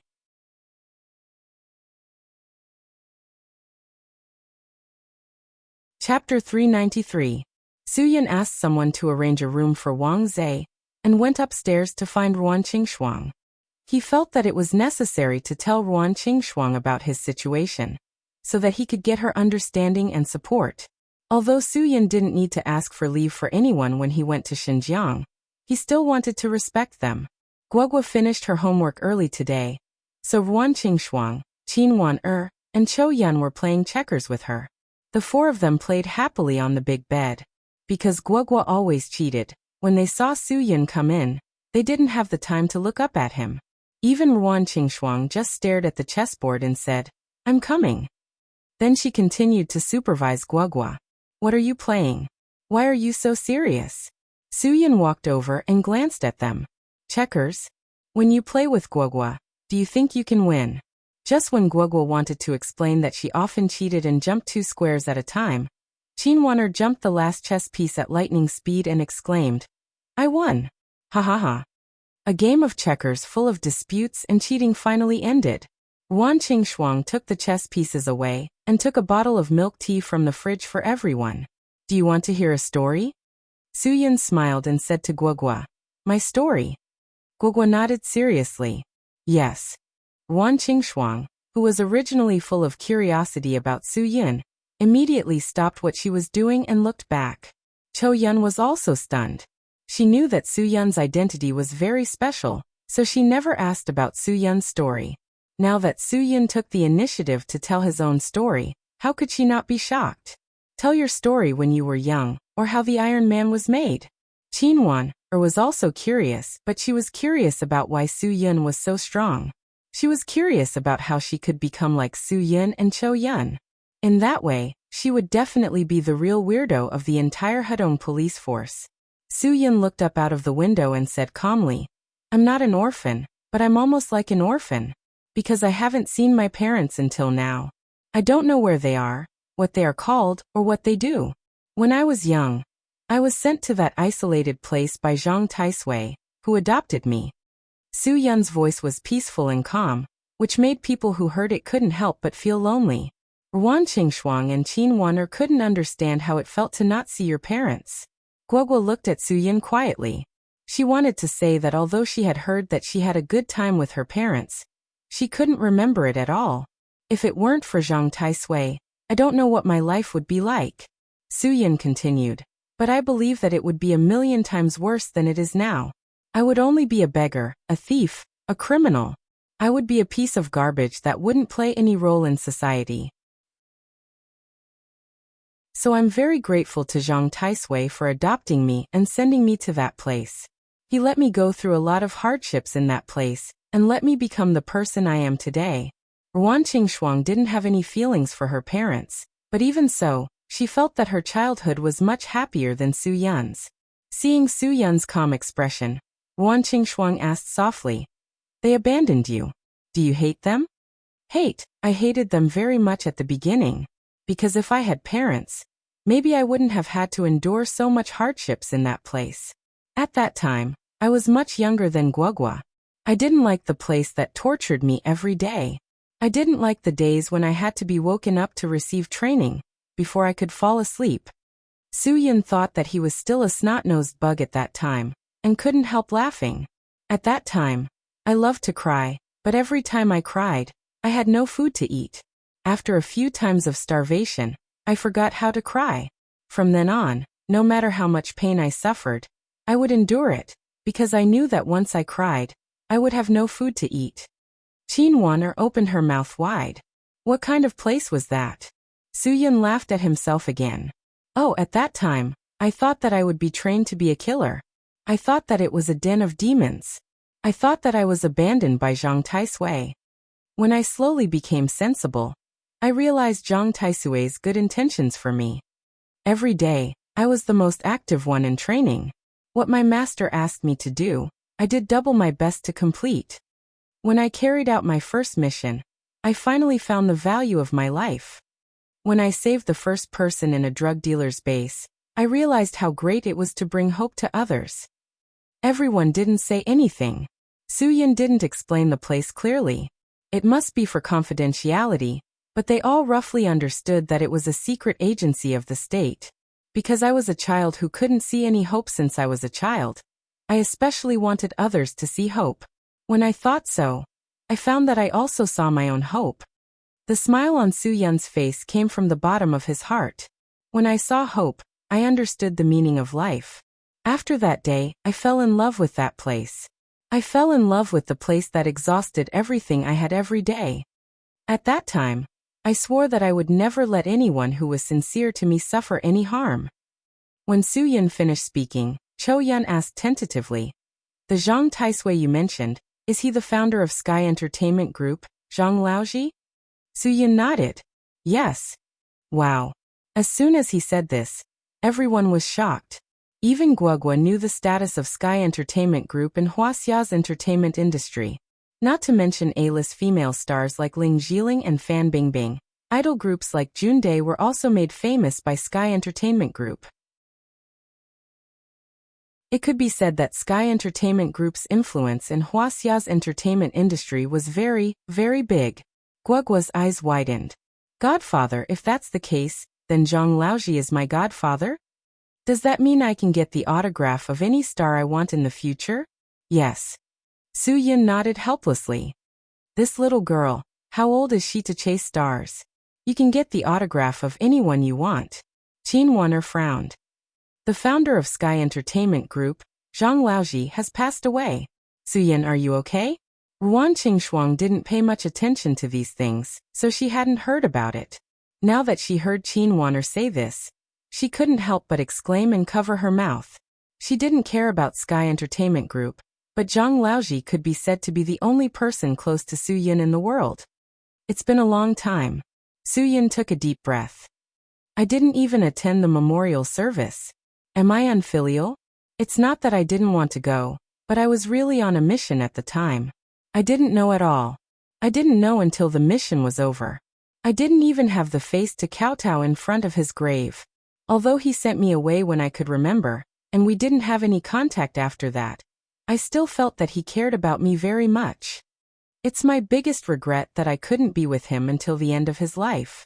Ruan Qingxuang was so moved that her eyes turned red. It's all in the past. Don't think too much about it. Su-Yun shrugged. To be honest, I feel like I'm very cold. After Grandpa Zhang passed away, I didn't shed a single tear. Grandpa Zhang didn't have a wife or children. His only son was me. He wanted to leave Sky Entertainment Group to me, but I kept running away. Now someone wants to take the opportunity to steal Grandpa Zhang's life's work. I don't want those people to succeed. Qin Wan'er swore that this was the largest inheritance she had ever heard of in her life. The entire Sky Entertainment Group. Is Su-Yun crazy? What's there to run away from? Huaxia is a big shot in the entertainment industry. Whether it's a big director or a big star, they all have to be respectful to him. What kind of feeling is that? Cho-Yun was just as shocked. She finally understood why Ling Jiling called him Crown Prince. Su-Yun really is the Crown Prince of Sky Entertainment Group. Ruan Qingxuang didn't understand why Su-Yun wanted to run away.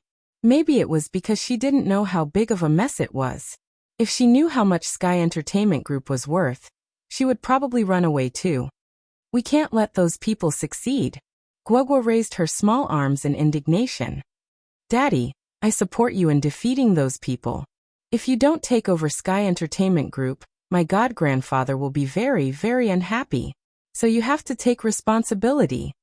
Su-Yun knew what Guogua was thinking. She only thought that if he could take over Sky Entertainment Group, she would have the opportunity to meet all kinds of stars. She would be the little princess in the eyes of those people in the headlines. She didn't have any other thoughts. Sky Entertainment Group was holding a board meeting in Xinjiang. Someone was trying to usurp power. Su-Yun looked at them and said, Wang Zhe came to me because he hopes that I can go over and solve the problem Sky Entertainment is facing. I've agreed. Ruan Qingxuang nodded. I support you. You have to deal with this. I support you too. Haha, but when you become the CEO of Sky Entertainment Group, can you let me release an album or something? My singing isn't bad. Qin Wan'er smiled and said, If I don't have to go to work, I want to go with you to see the big scene. Cho-Yun knew what Su-Yun meant. Since he had made a decision, of course she would support him unconditionally. I'm here. Don't worry and go deal with your own things. We all understand how you feel. Daddy, I want to be a cheerleader with you. I want to be your strong support. Guogua licked her small lips and looked at Su Yun with anticipation. Without Su Yun's rejection, Wan Qingshuang directly cut off Guogua's thoughts. Go to school obediently. Don't go anywhere. If you want to see stars, there will be plenty of opportunities in the future. Not now. If you're on vacation, Mom won't stop you. Su Yun shook his head helplessly. Guogua sighed. Even a Taiwanese accent won't work. Really, I don't like you anymore. Humph. When are you leaving? Wan Qingshuang took Guogua in her arms. Tomorrow. Su Yun said indifferently. He was very happy that they could understand him and support him.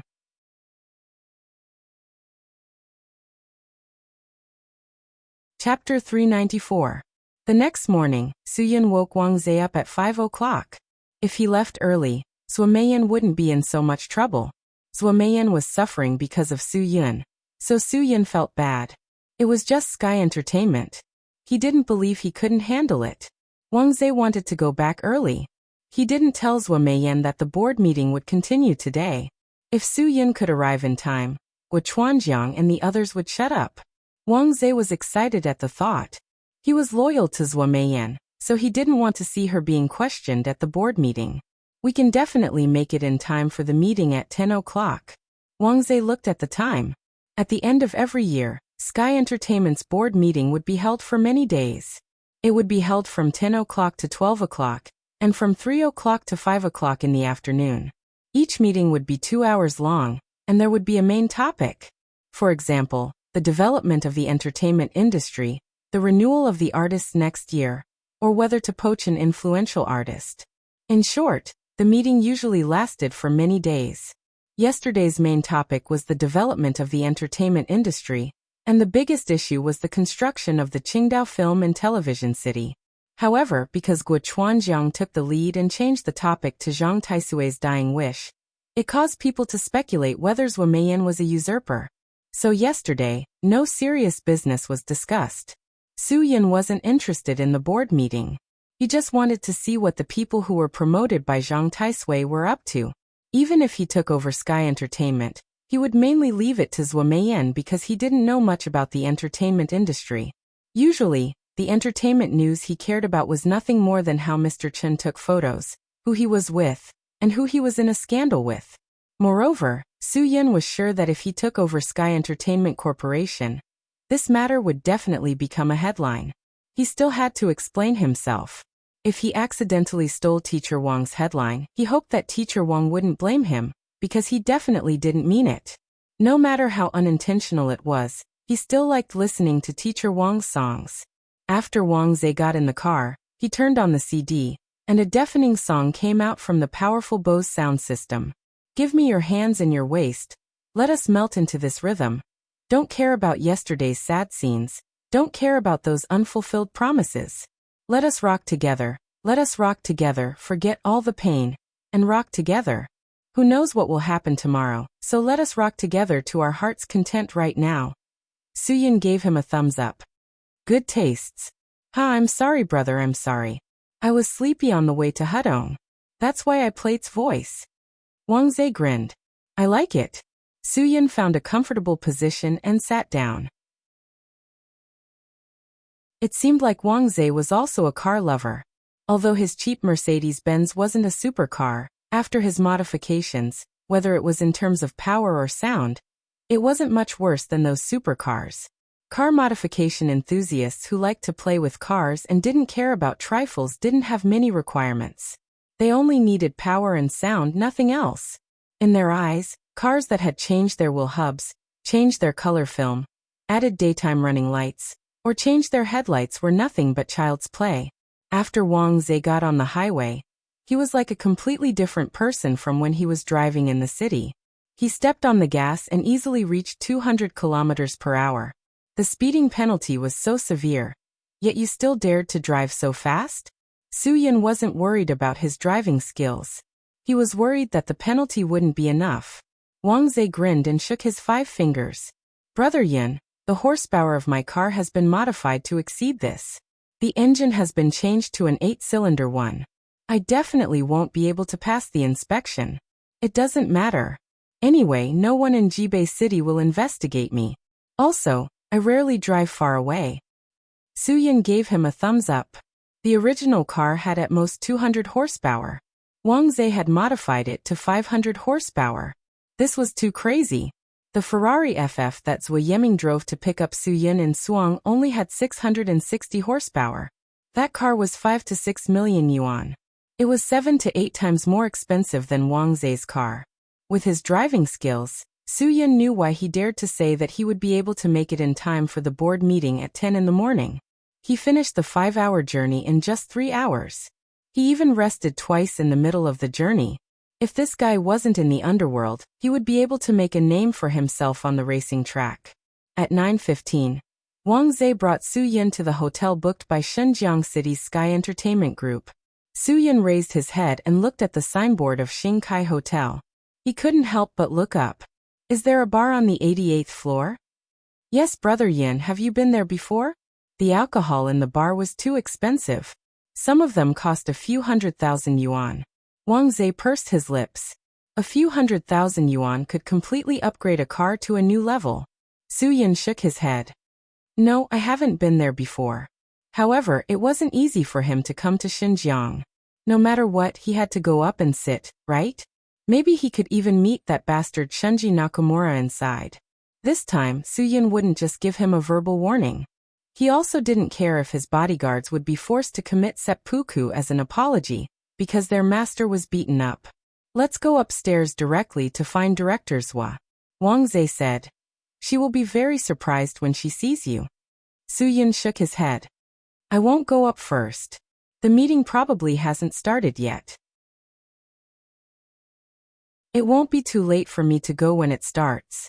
Also, don't tell her that I'm here. Once she knows I'm here, she won't know how to deal with it. Wang Zhe thought for a moment. Then I won't go up either.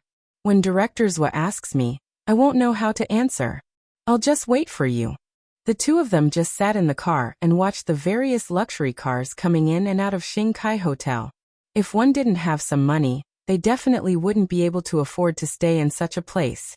Even the most basic standard room cost 2,998 yuan. It was really not an ordinary black hole. Suddenly, a Barbasa slowly drove into the hotel. Wang Zhe's eyes lit up. He pointed to the black luxury car and said, "This is Guo Chuanjiang's car. I didn't expect this guy to come so early. He wasn't so enthusiastic yesterday. Yesterday he was 15 minutes late. He said there was a traffic jam." He didn't stay in the hotel? Suyin asked. Although his room was booked, he didn't stay in the hotel. Many senior executives didn't stay in the hotel. Wang Zhe disdainfully said, "They all have houses in Xinjiang, and they all have women. Their houses are decorated more luxuriously than the hotel. So of course they won't stay in the hotel." Although directors was said that they must stay in the hotel during the meeting, there are only a few people who really abide by it. They can't check the room, and they said that they are just going to see a friend to discuss business. Directors has nothing to refute. Closely behind the Barbasa, another silver luxury car worth more than 2 million slowly drove in. Wang Zhe pointed again and said, "This is Qin Tianjin's Carlson. He and Guo Chuanjiang were both brought up by old Taisui. Both of them have a hobby, that is, they like to drive rare cars on the market, the less the better. They have a common mentality, that is, they especially want to get other people's attention. They like the feeling of being looked at high above others." Before Qin Tianjin met the old man, he was much worse off than Guo Chuanjiang. Guo Chuanjiang's business is at least called small business. Qin Tianjin was holding a foam insulator and selling popsicles on the street. Suyin smiled. Old Master Zhang was too interesting. Why did he like these down-and-out guys so much? Before Wang Zhe finished talking about Qin Tianjin, a nouveau riche golden BMW 750 drove over. Wang Zhe immediately shouted, "Zhou Buiqing, the nouveau riche, is here." He and the old man used to have business dealings, but later this guy went bankrupt. It was the old man who helped him, so he didn't fall to the street and beg for food. He is a nouveau riche. He likes BMWs, especially the 7 Series. Do you know how stupid he is? He bought 3 in one breath, all 7 Series, black, white and gold. He said he liked all 3 colors. I really don't understand how the old man could be friends with him. Su Yun smiled as he watched the 3 luxury cars park in front of the hotel. He handed the cars over to the hotel service driver. It seemed that the 3 of them were familiar with this place and were regulars. After the 3 of them got off the car, they walked together. They didn't shake hands or hug each other to express their affection. Guo Chuanjiang just took out a box of Yellow Crane Tower 1916 from his pocket and gave one to each of them. He also lit one for himself. The 3 of them chatted and laughed as they walked into the hotel lobby. Wang Zhe frowned. They don't look that close. When they questioned Mr. Zhou yesterday, the 3 of them were surprisingly united. It was as if they had discussed it beforehand. It shouldn't be as if they had discussed it beforehand. Su Yun calmly analyzed. Think about it, as a senior executive of Sky Entertainment Group, when he meets a business partner or a senior executive, he should at least have the basic social etiquette of shaking hands. However, the 3 of them didn't even shake hands. If that's the case, they can still be very consistent in their statements. This can only mean that the 3 of them must be closer than we thought. After listening to Su Yun's analysis, Wang Zhe couldn't help but nod in agreement. He recalled that when the 3 of them met other senior executives, they were very polite. They shook hands and said hello. Some of them even hugged each other affectionately. But the 3 of them didn't do anything. They just smiled at each other and passed each other a cigarette. At this time, a few more luxury cars came in one after another. Wang Zhe briefly explained their identities to Su Yun, and then roughly explained their positions. According to Wang Zhe's observation, now most people had opinions about President Zhou. Only a few people still supported President Zhou to continue to be the president. The others were all asking for a change and recommending a new president. When it was 2 minutes to 10 o'clock, Su Yun said unhurriedly, "Let's go. Take me up."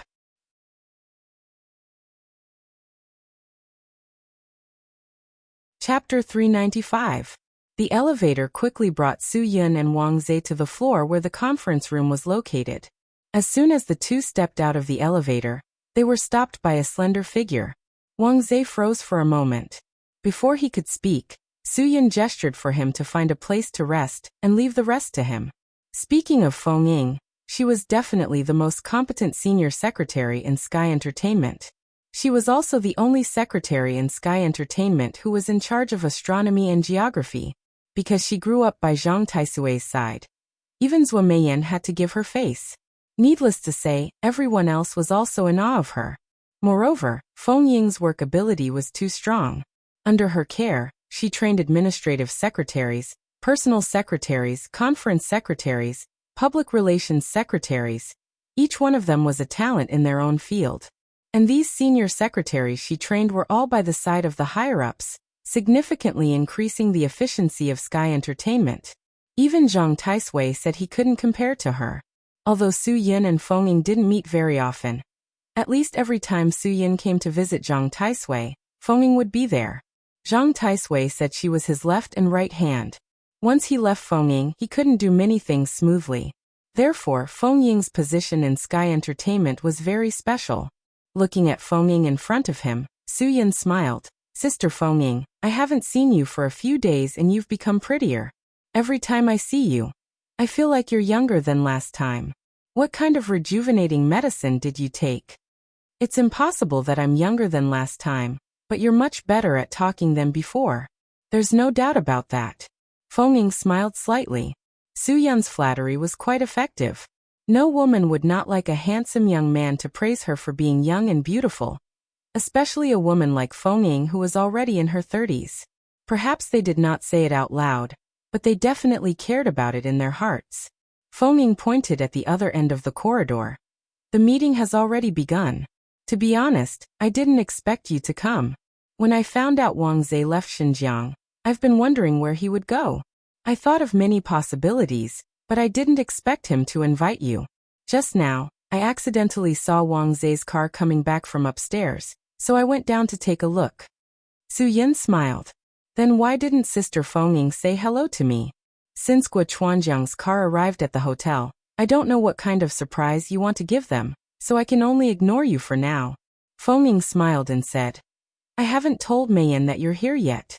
I'm worried that once she knows you're here, she won't know how to deal with Guochuanjiang and the others. Su Yun nodded and said, "That's right. That's why I didn't dare to tell her that I came.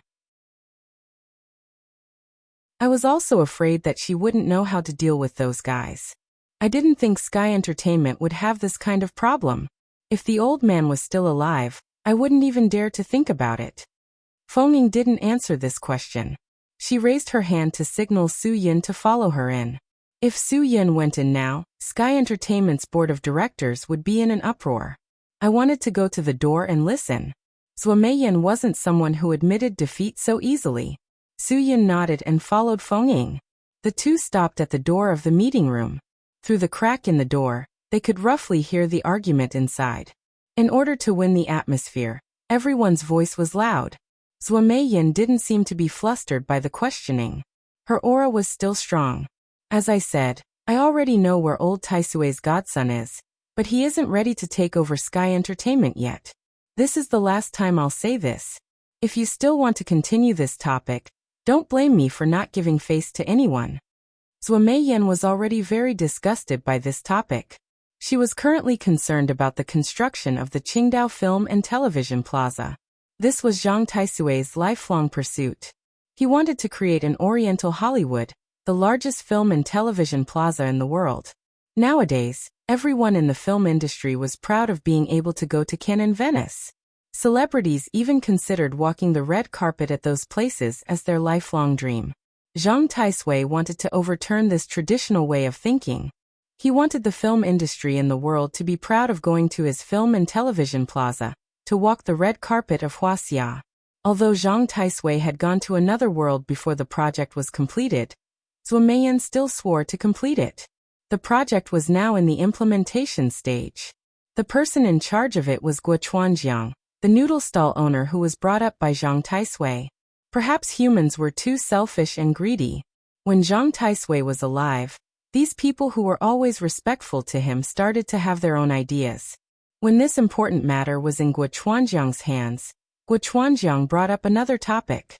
"President Zhuo, don't blame us for being concerned about this." Guochuanjiang's voice was very unique, so Su Yun could tell that this was definitely the fat man with big ears and a body full of muscles. This was related to the future of Sky Entertainment. Every one of the higher-ups present here admires Zhang Taisui to the point of prostrating themselves before him. Which one of us doesn't place Zhang Taisui's matters more important than our own parents, wives and children? Don't you think so? How long have you been in charge of Sky Entertainment? And you still haven't found Zhang Taisui's successor. How do you expect us to work with peace of mind? Zhuo Meiyan sneered. What does this have to do with your peace of mind? Did you not put your heart into your work before? Sky Entertainment can't be changed by one person. Since you want to give Sky Entertainment's successor a perfect explanation, then all the more reason to work on the Qingdao Film and Television Plaza. When the Qingdao Film and Television Plaza is completed, I'll give you an answer. A slightly hoarse voice followed. President Zhuo, when that day comes, it's not certain whether Sky Entertainment will be handed over to Zhang Taisui's successor. Once the Film and Television Plaza is completed, we'll invite all the entertainment tycoons and film tycoons from all over the world, as well as all the international A-listers to come and support us. Whoever presides over the ceremony will be the successor of Sky Entertainment in the eyes of the world. Are you going to wait until that day to find the successor? Or are you saying that when that day comes, Sky Entertainment will be yours? Feng Ying whispered to Su Yun. Zhou. Su Yun's memory was pretty good.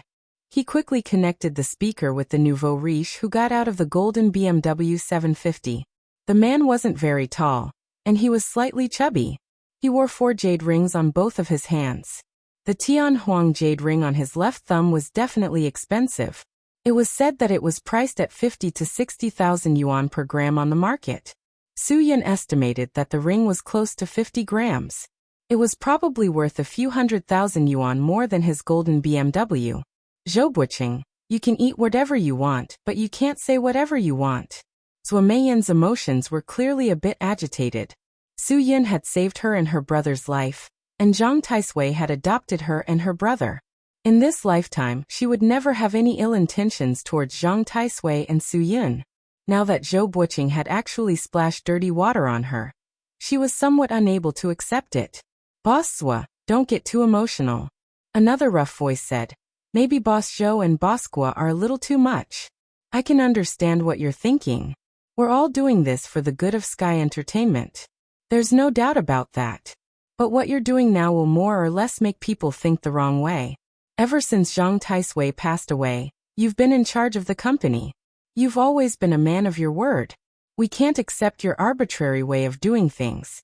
Now that you can't push out Zhang Taisui's successor, it's bound to make people suspicious. Qin Tianjian.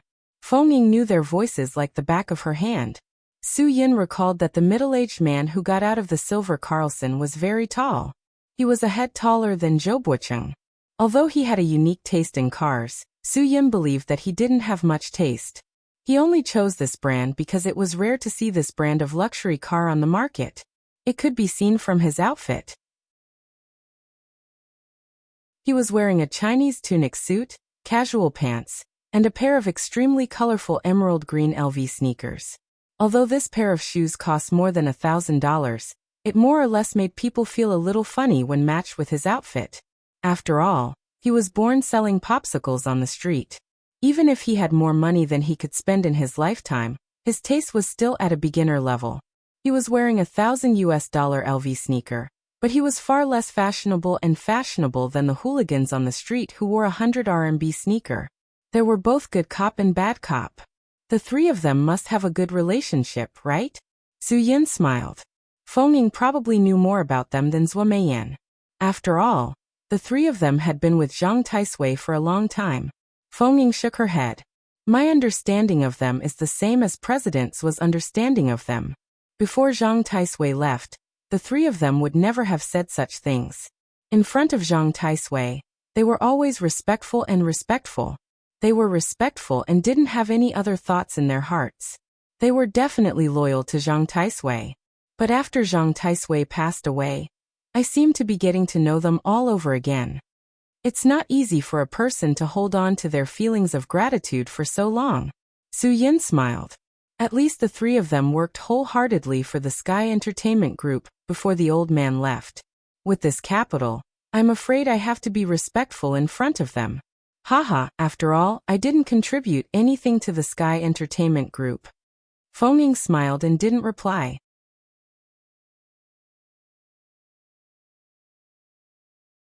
Chapter 396. Feng Ying could only shake her head helplessly. After all, her status was different.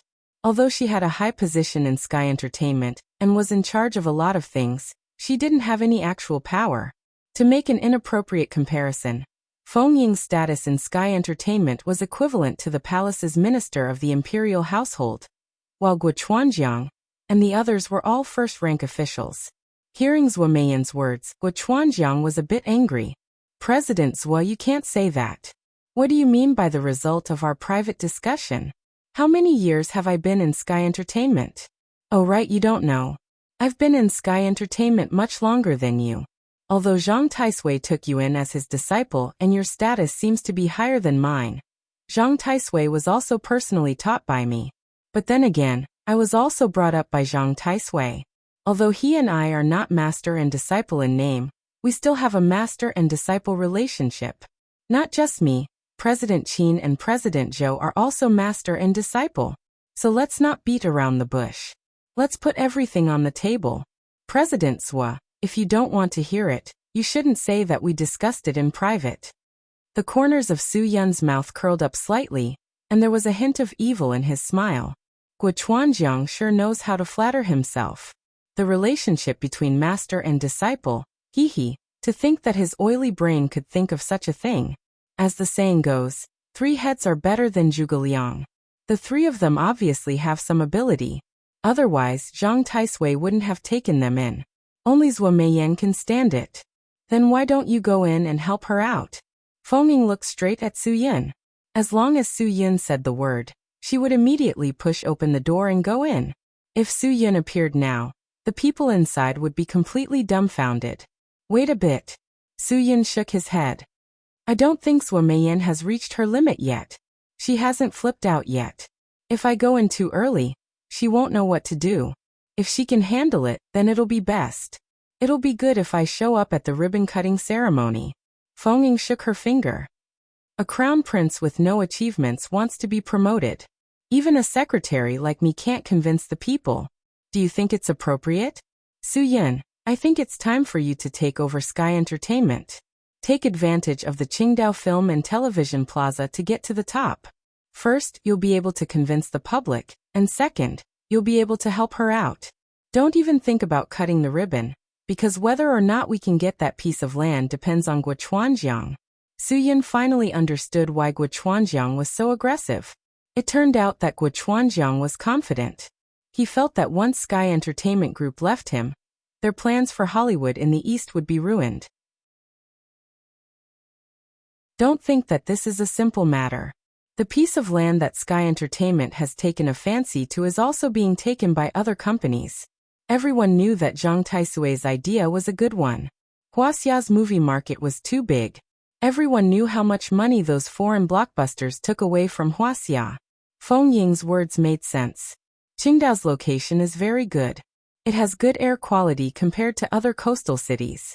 Although there are many coastal cities with better locations and air quality, it has hosted the Olympic Games. Compared to other coastal cities, it's much better known. Therefore, whoever can get that piece of land to build the Qingdao Film and Television Plaza will become the leader of the film and television industry in Huaxia. Hearing Feng Ying's words, Su Yin also realized the importance of this matter. The people in the conference room were still debating. Zhou Buqing couldn't help but blurt out, "Mr. Zhua, since you can't give us the person now, can you prove to us that you don't want to take over Sky Entertainment Group? It's very simple. Zhang Taisui wants you to hold 60% of the shares. You can divide it into 3 parts. Mr. Guo and Mr. Qin, and I will each hold 20% for you. When you find the successor mentioned in Zhang Taisui's will, we will naturally return the shares to him.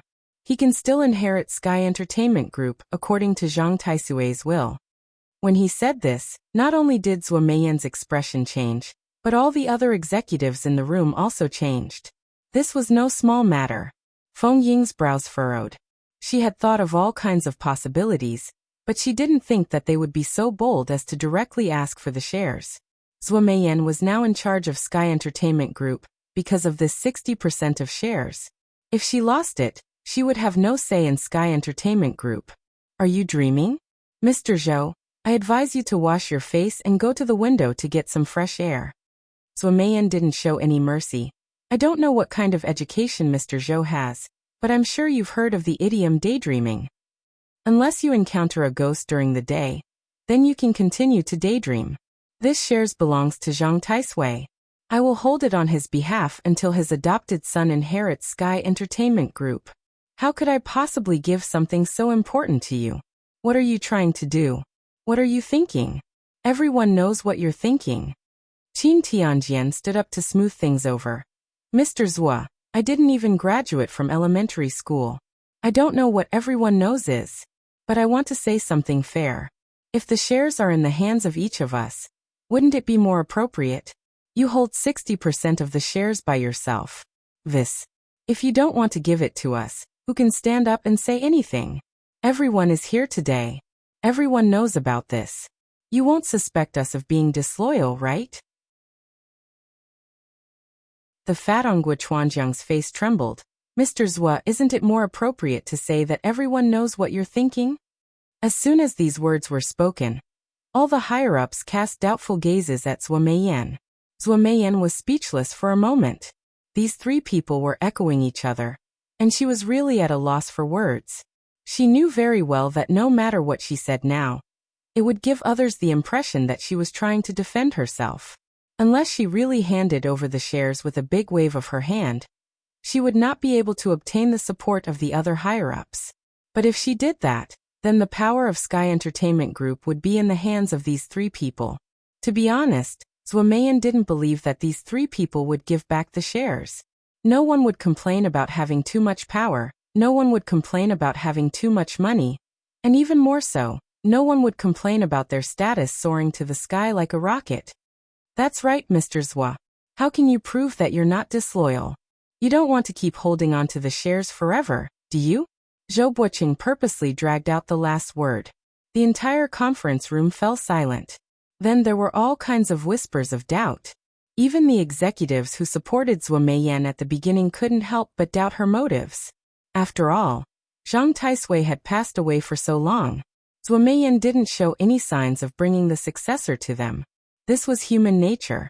Things on the surface would always tempt you to think the wrong way. Once everyone thought the same, even if the situation wasn't as they thought, it would be twisted into what everyone thought it was. This was the first time Zhou Meiyan had such a headache. She didn't know how to explain herself. She knew that it was useless to say anything now. Everything she said was pale and powerless. Unless God allowed Su Yin to stand up and take over the heavy responsibility on her shoulders. Feng Ying suddenly pushed open the conference room door and looked at everyone with a smile. When I was at the door just now, I accidentally heard Mr. Gua, Mr. Qin, and Mr. Zhou's very strong wishes. You seem to really want the successor Zhang Taisui appointed before his death to take over the heavy responsibility of Sky Entertainment. Guo Chuanjiang was stunned. Feng Ying, as a secretary, had just walked into the meeting room and started talking. It was obviously against the rules, but because of Feng Ying's special status, Guo Chuanjiang didn't show any displeasure. Secretary Feng, you're absolutely right. We do hope that the real successor of Sky Entertainment Group can take over. We need someone to take charge of the situation at Qingdao Film and Television Plaza. I can't do it alone. Zhou Meiyan didn't understand what Feng Ying meant.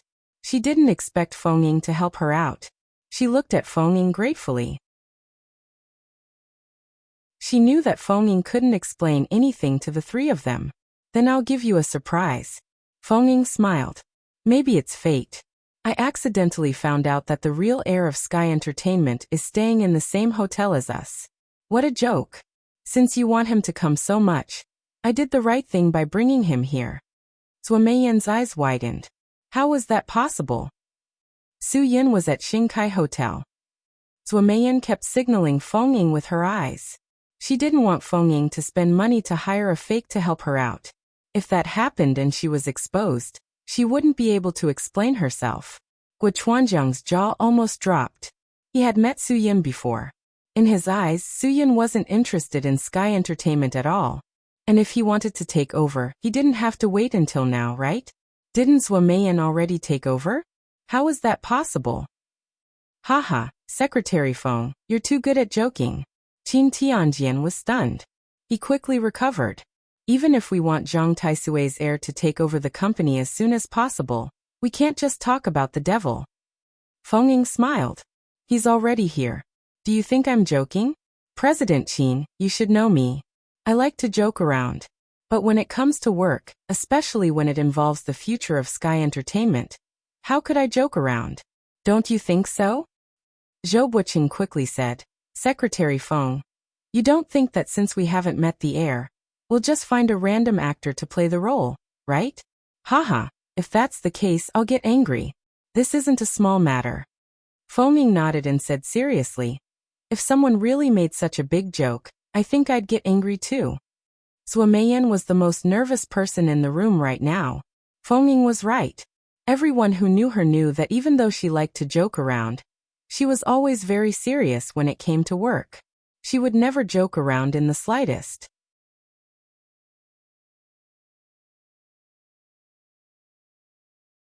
Chapter 397. Even if Su Yin didn't want to appear, he would have to. Feng Ying really knew how to pick the right time for him. In fact, even if Feng Ying didn't push the door open, Su Yin would have pushed the door open without hesitation. Zhou Meiyan had already reached a point where she couldn't advance or retreat. She couldn't really agree to give them the shares in her hands. Su Yin walked into the conference room with a smile. He winked at Zhou Meiyan, who was sitting at the head of the table. His face was full of confidence. From a certain point of view, his appearance had indeed given Zhou Meiyan a huge reassurance pill. Zhou Meiyan even suspected that she was dreaming. If she wasn't in the conference room, she would have pinched her arm to prove that she was awake. But now, she could only take a sip of the hot tea on the table, using the hot tea to prove that she wasn't dreaming. How did Feng Ying do it? Even if Sun Wukong was alive, Zhuo Meiyan couldn't believe that he could bring Su Yin to her with a somersault cloud. Guo Chuanjiang's current state was almost the same as Zhuo Meiyan's. He couldn't believe the scene in front of him. He didn't care about other people's gazes. He directly reached out and hit his thigh until he grimaced in pain. Only then did he believe that the person in front of him was a living person. A living person who had ruined his plans. Guo Chuanjiang had always been narcissistic. If Su Yin hadn't caused trouble in Zhuo Meiyan's office that day, he might have been able to capture Ling Jiling's heart. Guo Chuanjiang never thought that his fierce-looking face was ugly. Instead, he thought that it was a symbol of wealth and status. However, he couldn't be blamed for this. Too many girls would be attracted to his ugly face for the money in his pocket. Please allow me to introduce. Feng Ying didn't wait for everyone to recover from their shock. She invited Su Yin to the center of the conference room. This is Zhang Taisui's only godson in the world. He is also the successor that Zhang Taisui mentioned in his last wish, Su Yun. The entire room was silent. Not a single person in the room was breathing loudly. Although everyone's eyes were already focused on Su Yun, they were sizing him up even more intensely now. If eyes could really have heat, Su Yun would have been burnt to a crisp by now. Sorry, I might have come a little too suddenly. Everyone was shocked. Su Yin smiled. If you have anything to discuss at the meeting, feel free to continue. I was just casually listening. Just casually listening. With that, Su Yin walked over to Zhuo Meiyan's side. Zhuo Meiyan didn't know whether to laugh or cry. She frowned and asked him with her eyes, "What's going on?" Su Yin calmly closed his eyes and replied to Zhuo Meiyan with the same look. "It's a long story. Let's talk later." Seeing Su Yin walk over to Zhuo Meiyan, Li Sisi, the secretary behind Zhuo Meiyan, immediately stood up and gave her seat to Su Yin. Su Yin thanked her, put the chair beside Zhuo Meiyan and sat down casually. Feng Ying also walked over at this time. She whispered to Li Sisi to go out and prepare all the coffee. Then, she continued to smile at the surprised crowd. "Aren't you going to applaud?" After Feng Ying's reminder, a few people in the room finally raised their hands and clapped a few times. But their applause was soon stopped by Zhou Buqing's question. "Secretary Feng, you opened the door and brought in such a person, and said that he was Zhang Taisui's designated successor? If I were the one who did it, would you trust me so much?" Before Feng Ying could say anything, Su Yin smiled. "Of course I wouldn't, because your status is different from Sister Feng Ying's. Sister Feng Ying wouldn't lie about Sky Entertainment, but I'm not sure about you, Mr. Zhou." Su Yun's words made Zhou Buqing's face turn white. He crossed his legs as if nothing had happened, and still had a faint smile on his face. He was the main character, so why should he make things difficult for a woman? Su Yin especially looked down on this kind of guy who made things difficult for a woman. "Before you figure out your status, you don't have the right to talk to me with such an attitude, do you?" Zhou Buqing became angry from embarrassment and glared at him. Su Yin didn't intend to be polite with him. When dealing with this kind of nouveau riche, the weaker you appear, the more uncontrollable his temper will be. So don't be polite to this kind of person. You have to be more explosive than him to suppress him. Before you know anything, I'm afraid you shouldn't talk to me with such an attitude. There's no medicine for regret in this world. Su Yun's words made Zhou Buqing's face turn red. Qin Tianjian interrupted. "Ha ha ha, I'm not doubting you, but Secretary Feng, you should at least give us something to prove it, right? This happened too suddenly. It's normal that we can't accept it. No one wants things to be so unclear, right? What you said makes sense, but I'm afraid Secretary Feng can't give you any evidence," Su Yun said lightly, "because she herself is a witness. Looking at the situation now, I'm afraid you don't want to believe her. If you believed her, you wouldn't be saying these things, right?" Zhou Buqing insisted. "How can you make us believe you without evidence? If a beggar on the roadside said he was Zhang Taisui's heir, should we believe him? A witness doesn't count at all. Nowadays, people's mouths can't resist the temptation of a high price. As long as you're willing to pay, anyone can make up a story." Su Yin sneered. "Really? A witness can't be trusted. Ha ha ha, Mr. Zhou's words are the biggest fallacy I've ever heard. Oh, if that's the case, I won't ask Mr. Guo to be my witness. I'm afraid Mr. Guo won't admit to having met me. Guo Chuanjiang's fierce face trembled again. I'm sorry, I'm afraid we haven't met. Guo Chuanjiang, other people can say that they haven't met Su Yun. But only you can't, right? Zhuo Meiyan heard Guo Chuanjiang's denial and couldn't help but get angry. You met Su Yun in my office. Ling Zhiling was also there. I'm afraid there's nothing to deny, right? Don't tell me you want me to call Ling Zhiling to testify? Guo Chuanjiang shook his head helplessly. Mr. Zhuo, don't be so angry. I haven't met him. Why do you have to say that I have? Since you want Miss Ling to testify, then let Miss Ling testify. In short, I haven't met him. This guy wants to play this trick and deny it? Su Yun smiled helplessly. Mr. Guo, are you saying that the person I met in Mr. Zhuo's office that day wasn't you, but a wild boar? Haha, if I were a 3-year-old child, I might have mistaken you. But I'm an adult now. I can't not tell a person from a wild boar, right? Mr. Guo, you're much more handsome than a wild boar. The humiliating words were thrown directly in Guo Chuanjiang's face. Guo Chuanjiang was somewhat embarrassed, but he had tasted Su Yun's strength, so he didn't dare to speak carelessly. He had calculated everything, but he didn't expect that someone would come out of nowhere. The matter of seizing the shares would probably have to be considered at length. Young man, speak with respect.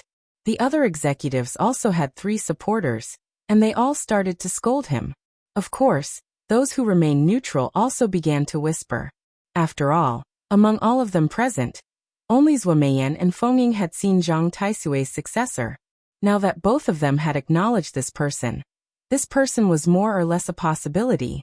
It couldn't be that both of them were making up lies. Zhuo Meiyan and Feng Ying had a high reputation and prestige in Sky Entertainment. Moreover, Feng Ying didn't have to do this kind of thing because it wouldn't benefit her at all. No matter who was in charge of Sky Entertainment, she would always be the head secretary. Some people don't want face when I give you face. Don't blame me for being rude. Su Yun had no intention of keeping a low profile. He suddenly slammed his palm on the table. I think there's no point in continuing today's meeting. You want me to come, but you don't welcome me if I show up. Ayaya, I really don't understand this. If that's the case, I suggest you all go back and think about it. What do you think, Mr. Guo? I'm afraid that if Sister Zhiling doesn't come and testify for me, you won't admit that we met. Guo Chuanjiang swallowed his saliva and tried to appear calm. It's not that I don't want to admit it, but I really haven't met you. I'm just being honest, and I didn't say that you definitely aren't Zhang Taisui's successor. I was brought up by Zhang Taisui, and I have to be responsible for him and Sky Entertainment. Even if I'm wrong, I still have to be suspicious. Because this is my way of being responsible for Sky Entertainment. If you all think my words make sense, then don't hesitate to doubt me. As the saying goes, true gold fears no fire. Isn't that right, everyone? Yes. Yes. True gold fears no fire. If it's true, then it can't be false. If it's false, then it can't be true. Everyone agreed with Guo Chuanjiang's words. Su Yun gave him a thumbs up.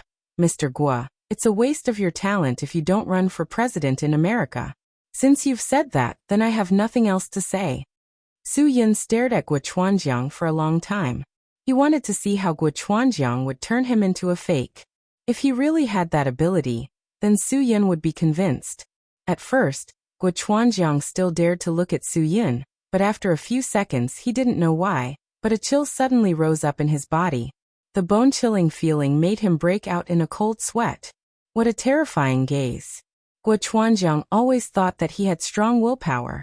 He liked to look at others with the eyes of a hunter, and treat others as his prey. However, it was different this time. In Su Yun's eyes he was like a prey. Su Yun's gaze was not the gaze of a hunter, but the gaze of a ferocious beast, the kind that belonged to the king of all beasts.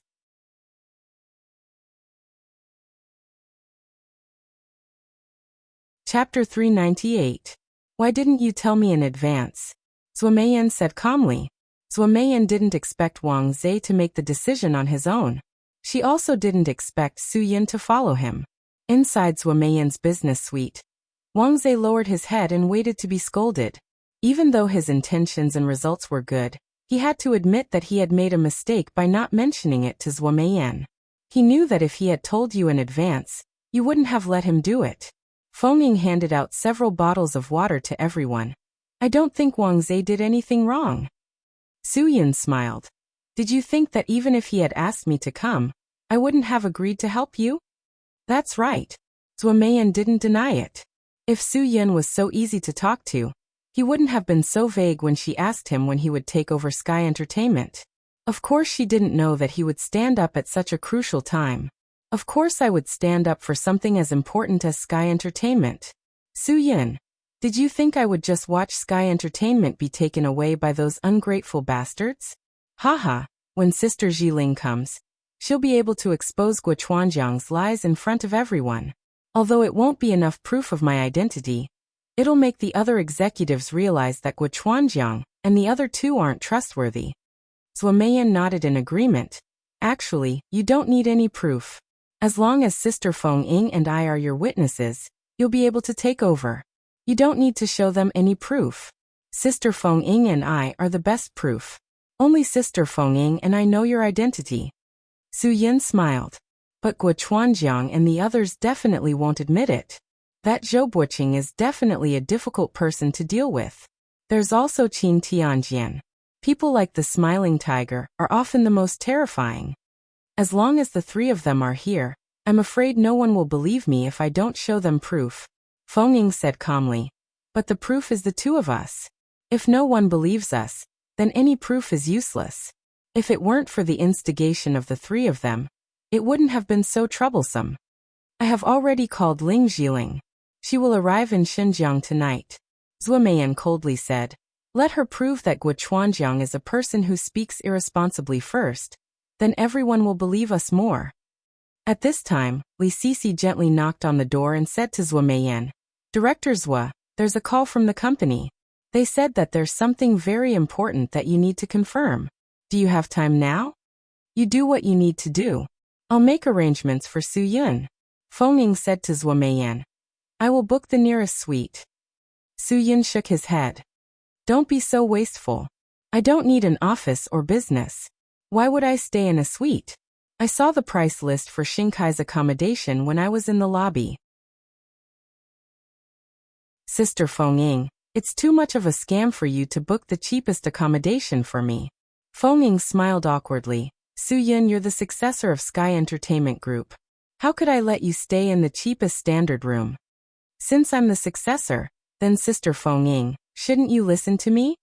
Su Yun grinned. All right then. Feng Ying helplessly shook her head. Secretary Feng, it would be best if you could arrange for Brother Yun to stay in the room next to mine. Wang Zhe finally dared to speak because Zhuo Meiyan no longer had any anger left in her. Feng Ying thought for a moment. I'll go ask. I think the room next to yours is Wu Yuandong's. That's fine too. Su Yun, he hasn't seen Wu Yuandong for a long time. It would be interesting to live with him and Wang Zhe. Wang Zhe, take me downstairs to chat with Brother Dong. I haven't seen him in a long time. Zhuo Meiyan was slightly jealous. You only asked him to send you to Suzhou and Hang.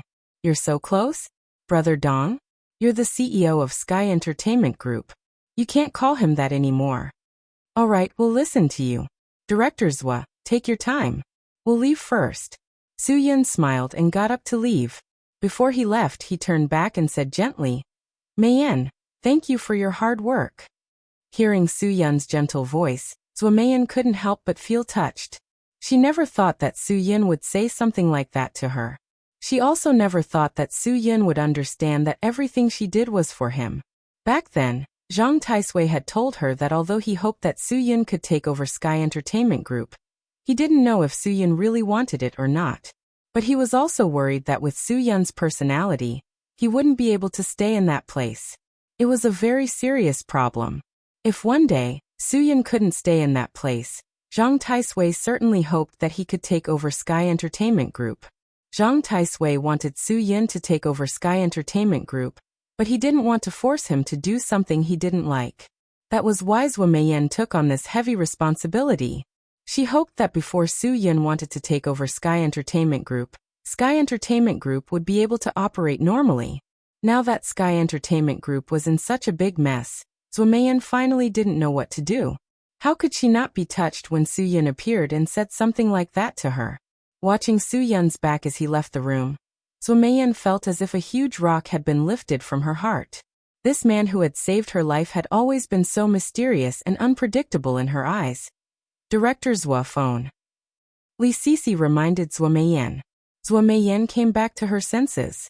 Wu Yuandong was also quite surprised to see Su-yun appear. Wang Zhe saw that the two were quite familiar with each other, so he went out to buy a deck of cards. They probably wouldn't have anything to do before lunch. Since the company called at such an important time to say something important, it obviously wasn't a small matter. Zuo probably wouldn't be able to solve it in a short time. They would have enough time to play dodiju and chat while playing. When Wang Zhe bought the cards, Feng had already booked a room for Su-yun. It was right across from Wu Yuandong and Wang Zhe's room. Seeing that the three of them were going to play cards, Feng didn't want to disturb them. She had to go to Zuo place because she knew very well what a phone call from the company meant. Before Zuo came to Xinjiang for a meeting, she had clearly told the middle-level managers of the various departments not to disturb her unless it was about the Qingdao Film and Television Plaza.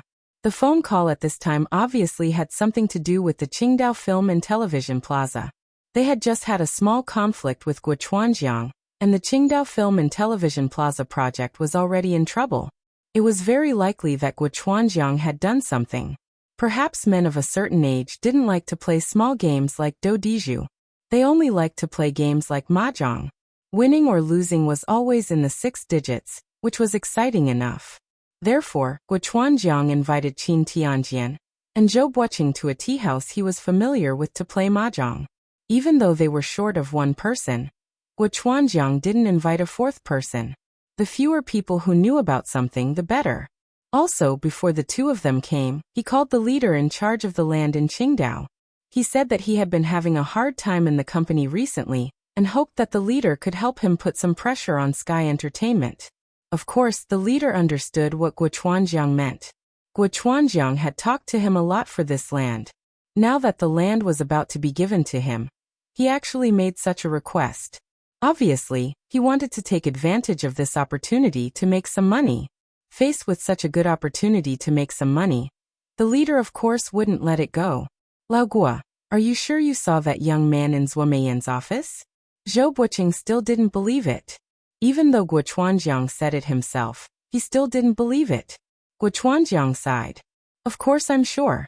And Ling Zhiling was there at the time. That's why Zuo dared to ask Ling Zhiling to testify.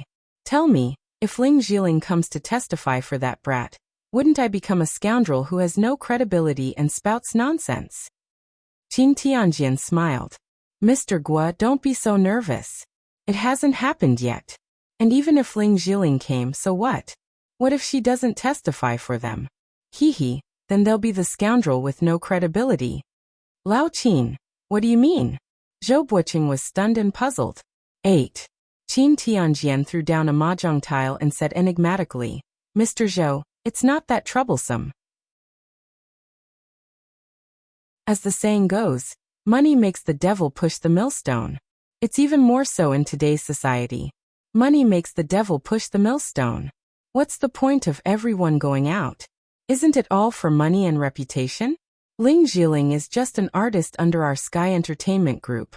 As long as you're willing to pay and promise to package her and promote her, she'll definitely be able to secure her position as the #1 artist. Why can't she change her mind? Guochuanjiang couldn't help but raise his head when he heard this. He was wondering if he should play the 13 orphans or give up. Zhou Buqing gave him a thumbs up. Brilliant, really brilliant. Lao Qin, among the three of us, you're the one with the best ideas. Ha ha ha, listening to you is better than studying for 10 years. Yes, as long as we stop Ling Zhiling before she checks into the hotel, everything will still be under our control. Don't worry, leave this to me. Guochuanjiang's face showed a proud smile. This was too easy. He just had to arrange for someone to wait at the hotel entrance and inform him as soon as Ling Zhiling appeared. That way, he wouldn't have to go back to the Little Vixen in Xinjiang tonight. He would just stay at the hotel. Mr. Guo, it's not enough for you to do this alone. Qin Tianjian said faintly. If Mr. Zhou and I are involved, she'll face even more pressure. She'll also believe that as long as she helps us, we'll package her and promote her even more. Don't you think so? Guo Chuanjiang nodded. What he said made sense. Not only do we have to package her and promote her, when Sky Entertainment Group becomes ours, we'll even sleep with her. Aha. Hearing Guo Chuanjiang's words, Zhou Buqing couldn't help but laugh. Not bad, not bad. Lao Guo, you've spoken my mind. Such a top-notch woman swaying in front of my eyes every day, but I don't have a chance to make a move. This really makes my heart itch. Ha ha ha, 30,000. He won. Qin Tianjian smiled as he took the 30,000 that Zhou Buqing had played and placed it in front of his tile. A dragon. Haha, Mr. Zhou, this is going to be doubled. Do you have enough money on you? Ha ha ha.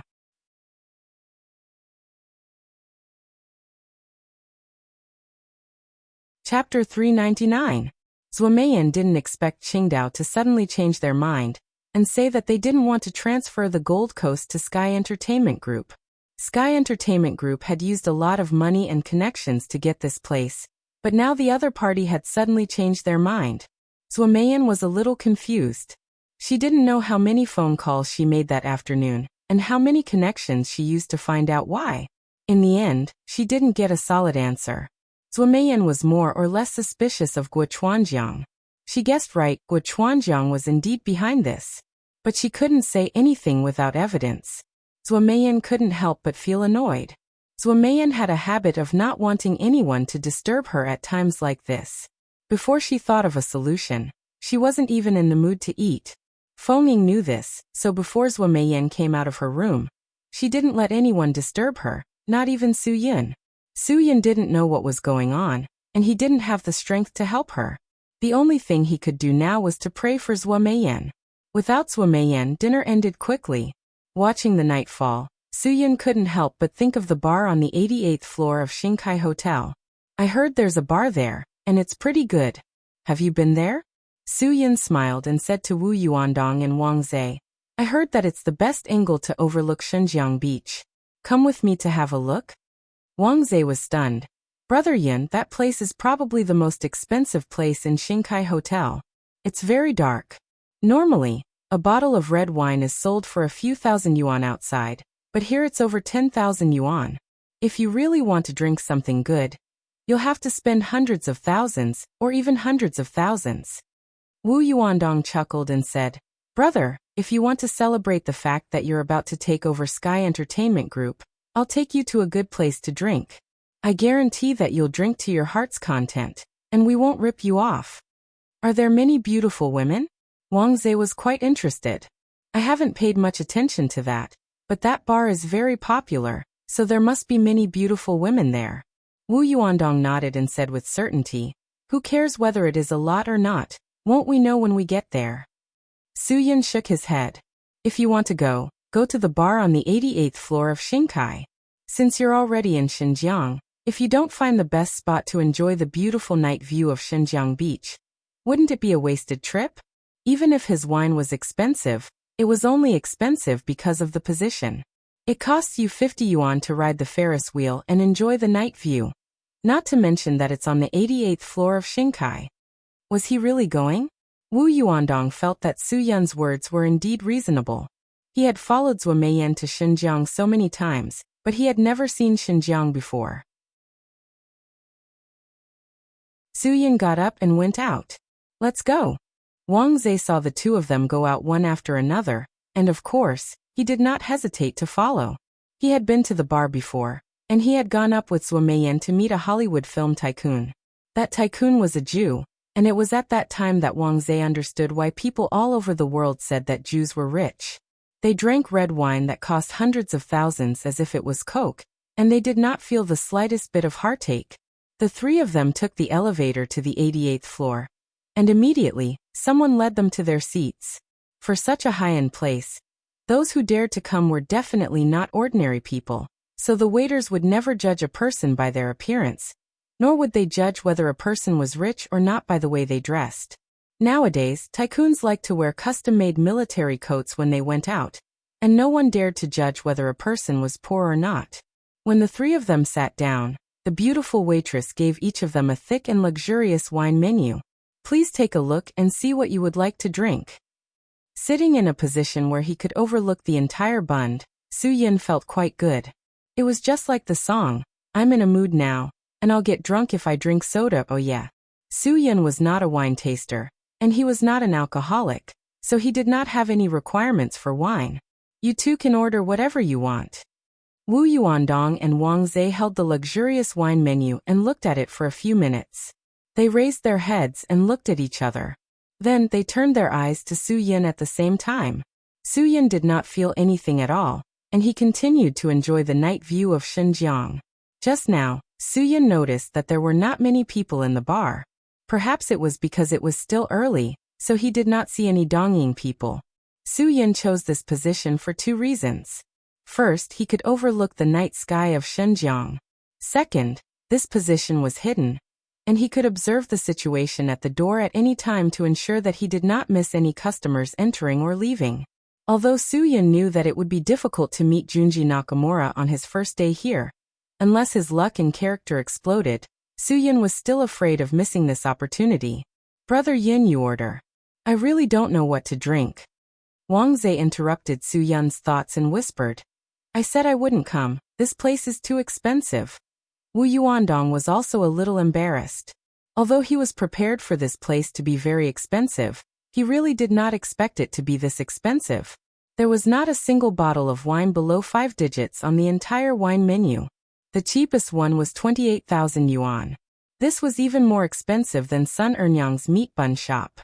Su-yin thought that the two were embarrassed, so he calmly opened the wine menu. After seeing the price, he also expressed that he was not calm. Dear, I know that the cost here is high, but it shouldn't be this expensive, right? The cheapest wine is over 20,000 yuan? I'm sorry, sir, but the cheapest wine here is not that expensive. The cheapest wine is the Margot Manor's Dry Red Margot Red Pavilion, which costs 6,888 yuan. The beautiful waitress said with a smile. Wang Zhe had drunk this wine before. It seemed to be around 1,000 yuan a bottle on the market. Here the price had increased by 6 times. It was really exaggerated. Then let's have a bottle of that. Su-yin was neither a nouveau riche nor a country bumpkin, and he was definitely not an idiot. His main purpose here was not to drink and enjoy the scenery. If he could avoid being slandered, then he would avoid being slandered. Since he was already here, it would be unrealistic to not order anything. If 6,800 yuan was overcharged, then so be it. Su-yin clenched his teeth and did not feel the heartache. If he was overcharged 28,000 yuan, then what was the difference between that and cutting off a piece of meat? I'm sorry, sir. The seat you chose is the VIP area. There is a minimum alcohol consumption limit. If you want to sit here and enjoy the night view of Xinjiang, you can only order wine from this wine menu. The waitress still explained slowly and calmly. What kind of rule is this? This is simply cheating your father, cheating Lousy, cheating your grandpa. Based on what? But this place is theirs, and the rules are set by them. If you are not convinced, you can leave. No one is forcing you to drink here. If you don't sit here, there are plenty of people who will come and sit here. What kind of place is Xinjiang? It's the metropolis that is most connected to the world in Huaxia. The nouveau riche here is like the sand and stones on the shore of Xinjiang. Once you step on them, who knows how many will stick to your foot? Wu Yuandong angrily said, You guys are setting prices randomly. Aren't you afraid that the Bureau of Commodity Prices will investigate? I'm sorry, sir. Even if you are from the Bureau of Commodity Prices, the price here is the same. Our wine cellar occupies the space of 1 floor of the Xingkai building. We have a collection of 2,500 types of red wine, totaling more than 20,000 bottles. In order to preserve the wine cellar also installed an independent air conditioner for each wine cabinet to ensure that the room temperature is maintained at 16 to 18 degrees. The floor is also made of special materials so that the dust will not rise into the air. We even have France's Romanée-Conti wine region with sky-high prices, so the cost of our wine cellar is high to begin with. The waitress's words were reasonable. Obviously, she had received training in this area. If you guys want to drink Margot Red Pavilion dry red wine, please follow me to the seat inside. Soo-yun followed the waitress's hand and looked over. It was fine that he could not see the night view from the inside, but he could not even see the entrance. What if Nakamura Junji came in and out? Brother Yin, I think we should leave. This place is too dark. Wang Zhe pursed his lips. Soo-yun could no longer sit still. If he chose to wait for Junji Nakamura in this place, it was obviously not a wise choice. Spending 28,000 for one night was fine, but what about 2 days? What about 3 days? If he did not see Nakamura Junji here for 10 days, wouldn't he have to spend 280,000 yuan? Just as the three of them got up and were about to leave, another waitress hurried over and whispered something in the ear of the waitress who served Soo-yun and the others. The waitress's impatient expression suddenly calmed down again. She smiled and bowed respectfully to the three of them. I'm sorry, sir. The gentleman in booth number 6 has ordered wine for you. Please wait a moment. Booth number 6? Soo-yun and the others looked behind them. Sitting in booth number 6 was the tycoon Zhou Buqing, whose hands were full of jade rings. Ah! Zhou Buqing grinned. I didn't expect to see you here. Don't worry and drink. It's my treat today. Ha ha ha. Although no one can prove that you are Zhang Taisui's godson, I'll give old Master Zhang some face today and treat you to a drink. Soo-yun did not stand on ceremony and said generously, Thank you, Mr. Zhou.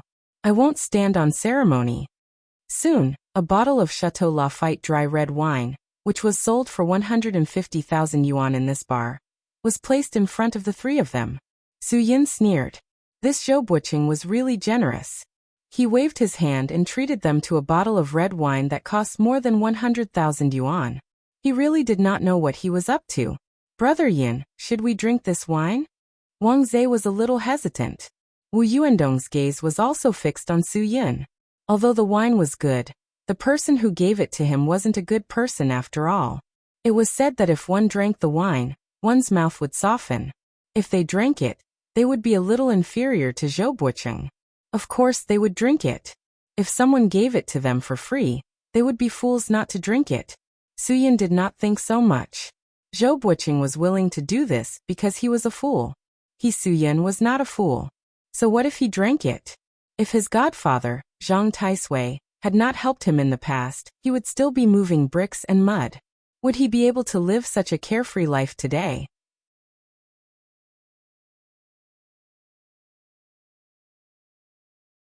Chapter 400. Although Zhou Buqing served Soo-yun and the others a glass of red wine, he didn't say much. A middle-aged man in his 40s walked out of the bathroom and sat opposite Zhou Buqing. Zhou Buqing seemed to have forgotten about Soo-yun and the others in an instant. He chatted and laughed with the middle-aged man, drinking red wine like it was fruit juice. There was no taste to speak of at all. He just took big gulps and wasted God's gift. Soo-yun and the others didn't return any gifts. They drank the top-grade red wine that Zhou Buqing served and continued to enjoy the beautiful night view of Xinjiang. Many people came to the lounge one after another, but Soo-yun didn't see Nakamura Junji's figure. Perhaps even the young master of Darong Electronics didn't have the capital to spend every day here.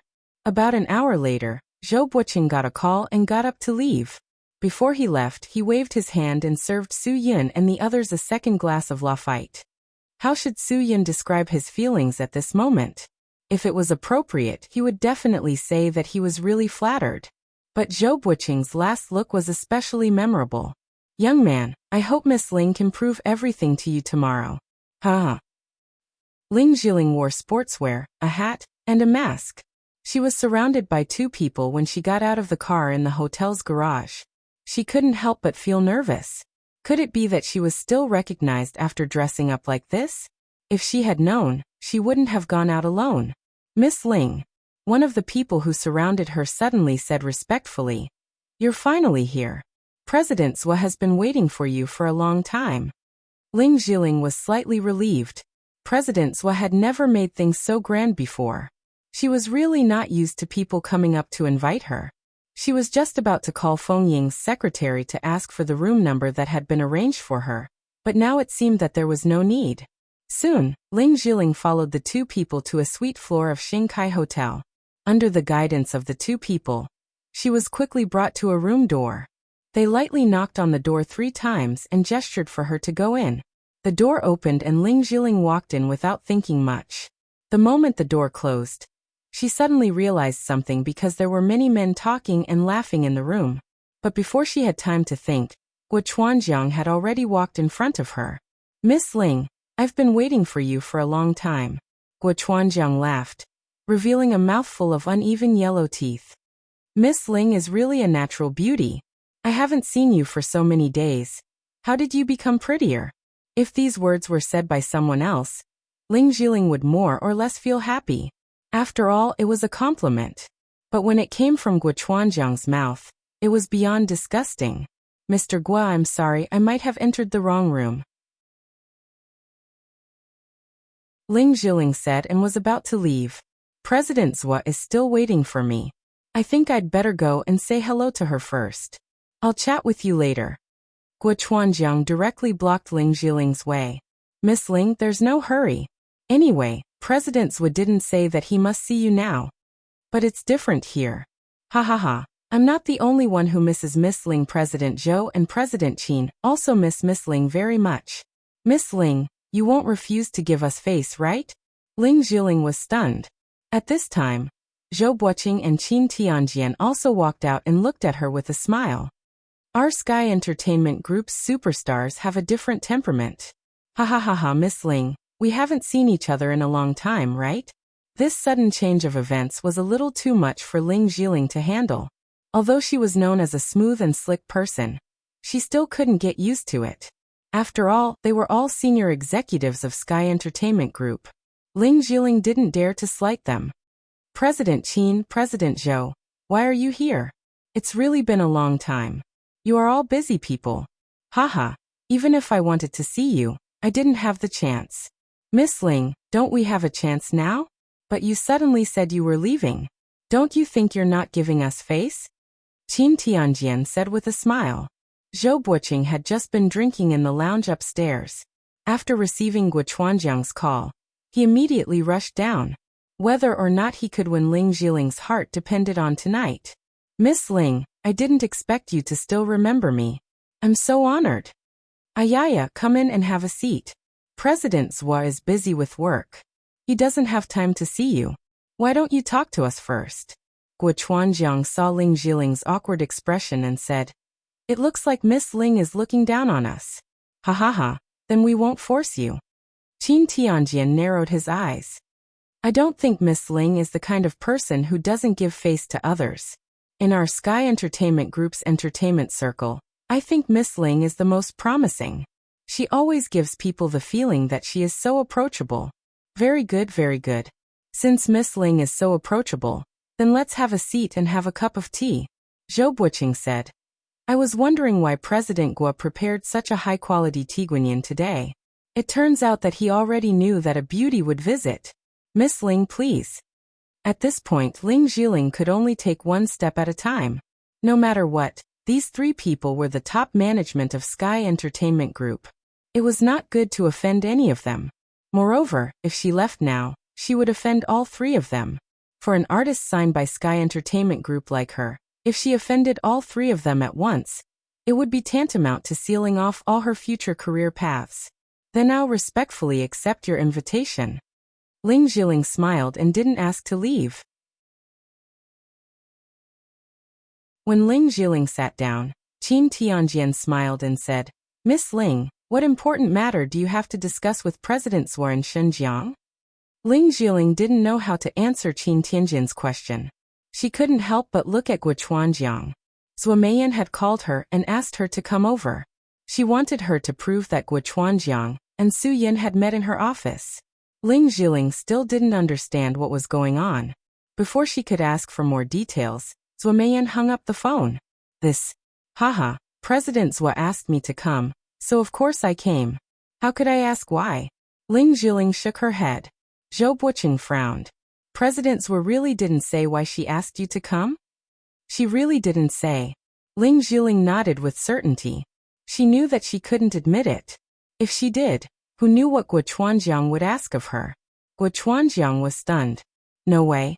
President Zhou didn't say why she asked you to come and you came? Of course I don't dare to disobey my boss. Ling Zhiling's words made sense. Qin Tianjian still had a calm smile on his face. Miss Ling, I don't believe your words. If it were any other boss, I'm sure they wouldn't tell you the reason. But President Zhou isn't that kind of person. Before she asks anyone to do anything, she will give them the most basic reason. Since Miss Ling doesn't want to admit it, then I'll get straight to the point. President Zhou asked you to expose President Guo's lie, right? Ling Zhiling couldn't help but tremble.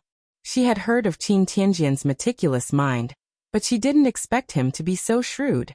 Although Guo Chuanjiang wasn't happy with Qin Tianjian's choice of words, he didn't say anything.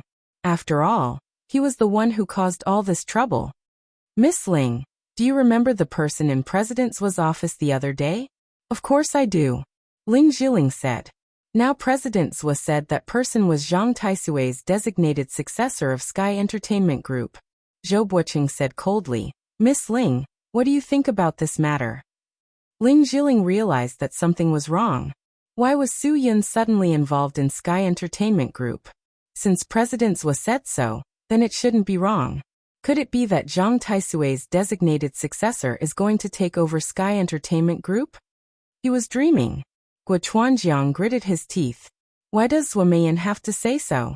If she wants to monopolize Sky Entertainment Group, then she found a substitute. Ling Zhiling didn't expect Guo Chuanjiang to be so angry.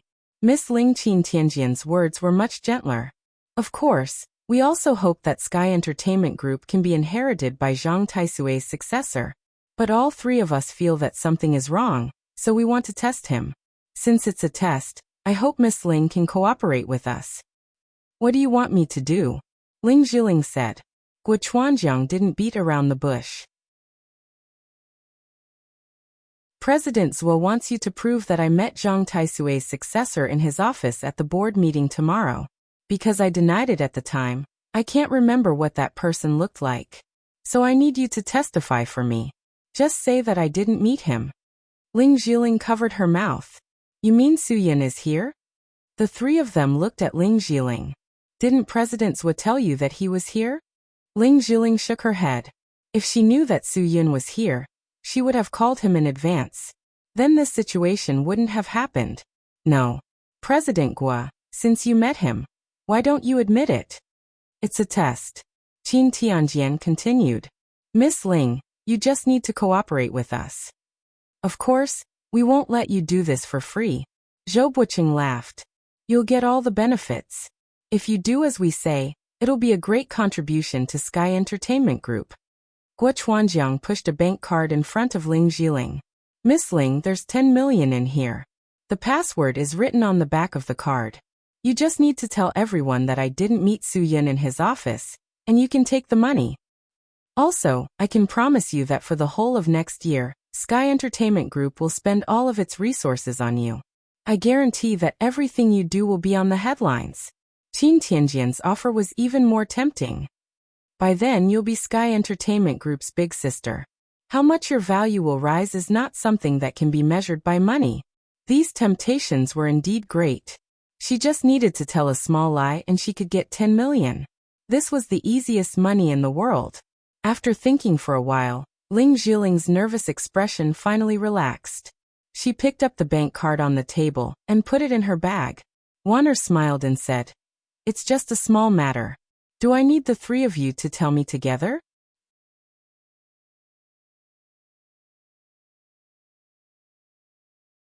Chapter 401. In the bar on the 88th floor of Xinkai Hotel, Su Yun suddenly saw a familiar figure when they were about to finish their second bottle of expensive red wine. He was originally as tall as Brother Dalong, and had a pair of legs that were shorter than Brother Dalong's. If he was placed among dogs, he would definitely be a Welsh cocky. Who else could this person be but the young master of Dairong Electronics, Nakamura Junji?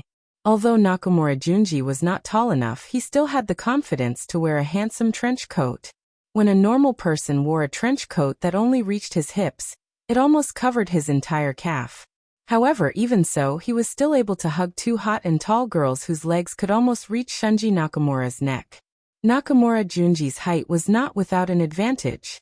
At the very least, he only needed to lower his head slightly to peek at the two hot girls in hip-length skirts. God knows how many Japanese men would be envious of his height, which was blessed by the heavens. It was obvious that Nakamura Junji was a regular here. When the waiter saw him, he immediately greeted him with a smile and said politely, "Mr. Nakamura, the red wine you ordered is ready. Should I bring it to you right away?" Nakamura Junji smiled and said, "Of course you should bring it up. Since you're already awake, why not bring it up?" "Yes, please go to your usual seat first. We'll bring you the wine immediately." The smile on the waiter's face was as sweet as honey. They especially liked customers like Nakamura Junji. He came here almost every day to spend money, and every time he would ask them to prepare 2 or 3 bottles of expensive red wine.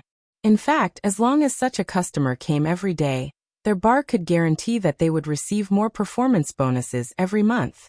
Junji Nakamura actually brought the 2 hot and tall girls to a place just 1 seat away from Suyun's seat and sat down. "Mr. Nakamura, what wine are you taking us to taste today? It can't be Lafite again, right? We're almost not interested in Lafite anymore." The girl sitting on Nakamura Junji's left said with a smile.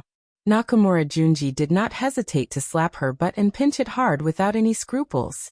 The most eye-catching thing about her was the sparkling diamond necklace on her neck. Suyun called her Diamond Girl for the time being. The woman sitting to the right of Junji Nakamura was even more gorgeously dressed. The most eye-catching thing about her was the 2 G-cup breasts under her collarbone. Suyun could only call her G-cup girl in his heart. The G-cup girl, Wan'er, smiled. Her body swayed back and forth, and the 2 lumps of white flesh on her chest seemed to be unable to support her. "Look at what you're saying. It's as if Nakamaka-kun doesn't know anything about red wine, and only knows how to drink Lafite. Nakamaka-kun has good taste. Didn't he call the people here after dinner? He asked them to prepare 2 bottles of Latour, and asked them to wake up 2 hours earlier." Suyun was puzzled. Regardless of whether it was a Lafite or a Latour, they were all as expensive as diamonds in this tavern. If they weren't nouveau riche, who would come here every day to spend money unless their brains were flooded with water, and they were kicked by a donkey? Looking at the Diamond Girl and the G-cup girl, they were definitely people who would not collapse after 3 or 5 bottles. Suyun really wanted to give them a certificate of honor. How much courage did it take to give up their own bodies to help Huaxia earn money from the Japanese? "Nakamura-kun, such expensive wine.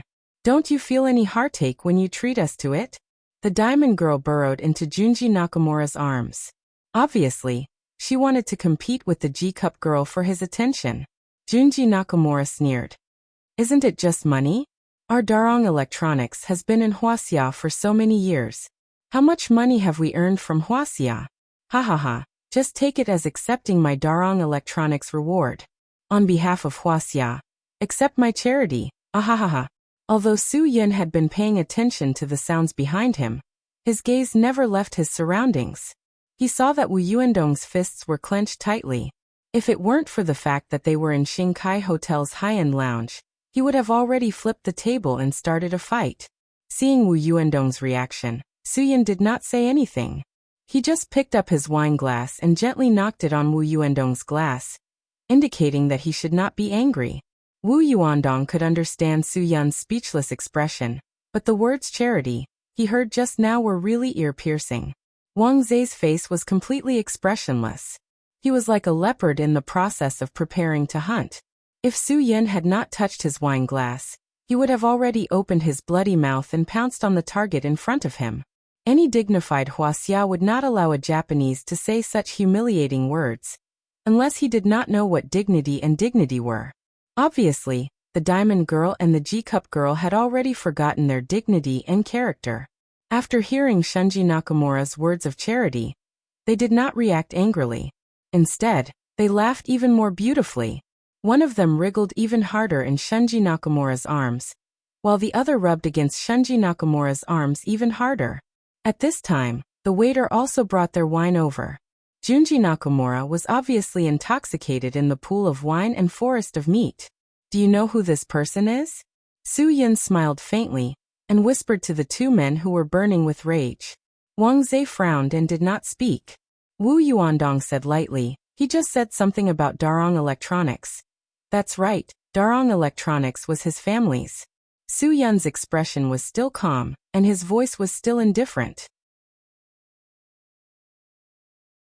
This time, I came to Xinjiang not only to help Zhuo Meiyan get through this difficult situation, but also to teach this guy a lesson. Hearing Su Yun's words, Wu Yuandong and Wang Zhe immediately became spirited. To be honest, when Su Yun stopped them just now, the two of them were more or less unhappy. In their eyes, Su Yun was not the kind of person who would be afraid of Japanese. Now, it seemed that Su Yun had his own plans, so the two of them were especially excited. They wanted to hear what Su Yun had in mind to teach this arrogant and despotic Japanese a lesson. Tonight, they would play with him. Su Yun's face revealed a sinister smile. Wu Yuandong and Wang Zhe nodded and revealed the same sinister smile. At this time, the thought in their minds was the same. If they did not teach this bastard a lesson, the blood flowing in their bodies would not be the blood of the descendants of Yan Huang. Since the decision had been made, the three of them quickly came up with a series of plans.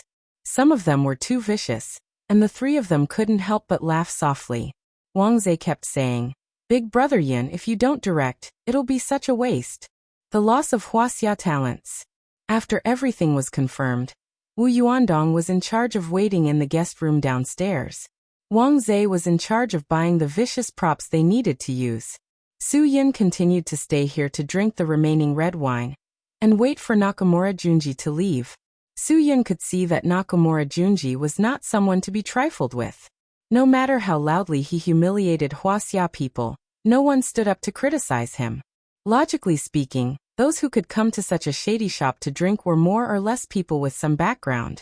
However, why did they not dare to reprimand a mere Japanese shorty? It seemed that everyone knew of Darii Electronics' powerful strength. After all, he was one of the top 500 in the world. And he was a Japanese. After Su Yun thoroughly experienced the deep-rooted bad habits of these people, Nakamura Junji and the two hot girls finally got up and left. Su Yun also got up and left immediately after Nakamura Junji left. At the same time, he called Wu Yuandong to inform him that Nakamura Junji had come downstairs. From the conversation between Nakamura Junji and the two hot girls, they had already deduced that after tasting the red wine, the three of them would directly open a room at Xinkai Hotel to practice their bed battle techniques. So everything was under Su Yun's control. While Wu Yuandong waited downstairs for Nakamura Junji and the two girls to open a room, Su Yun had already arrived at the guest room area. In the guest room area, there was a service management office on every third floor. Su Yun hurried to the service management office and waved his room card at the receptionist at the front desk. Hello, beautiful. My room card can't open the door. Is it out of magnetism? Good evening, sir. Xinkai Hotel's guest room service welcomes you. I'll help you take a look. The service quality of a 5-star hotel was excellent. Just as the receptionist took Su Yun's room card to the duty room to magnetize it, Su Yun quickly took out the hotel's universal room card from a small drawer at the side of the duty desk. It could be used to open any room. Anyway, no one would clean the room at night. So for the time being, no one would discover that the universal room card had been stolen by Su Yun. After Su Yun succeeded, the receptionist also magnetized Su Yun's room card and handed it to him. Hello, sir. Your room card has been magnetized successfully. I think you might have put your room card and your phone together for too long. That's why it's like this. Here's a reminder for you. Thank you for coming to Xinkai Hotel. It should be thank you. Su Yun grinned. Good night. The waitress on duty blushed. Not many guests could be as polite as this one. In the past, there were some guests who couldn't open the door because their room cards were not properly kept. They would always come aggressively to ask for a punitive expedition. At this time, Su Yun received a call from Wu Yuandong. Nakamura Junji's room is ready. Room 748. They're about to enter the elevator. Do you need me to stop them for a few minutes? No need. I'll be there soon. Su Yun hung up and ran directly to room 748. At this time, Wang Zhe called and said that he had bought everything. Suyin told him to find Wu Yuandong directly and wait outside room 748 with him. When the time was right, he would open the door for them. Suyin hung up and turned off his phone. If his phone rang while he was sneaking behind enemy lines, wouldn't it be troublesome? After easily opening the door of room 748 with the universal room card, Suyin could only sigh at how good the hotel's rooms were. The wardrobe was so spacious that there was no pressure to hide at all. Although the hotel's surveillance system was very comprehensive, the receptionist happened to be napping. After all, they knew that no one would dare to cause trouble here, so the receptionist was more relaxed. You're tuning in to the Earbook Haven YouTube channel. Don't forget to subscribe and join us on this journey to catch the most captivating stories.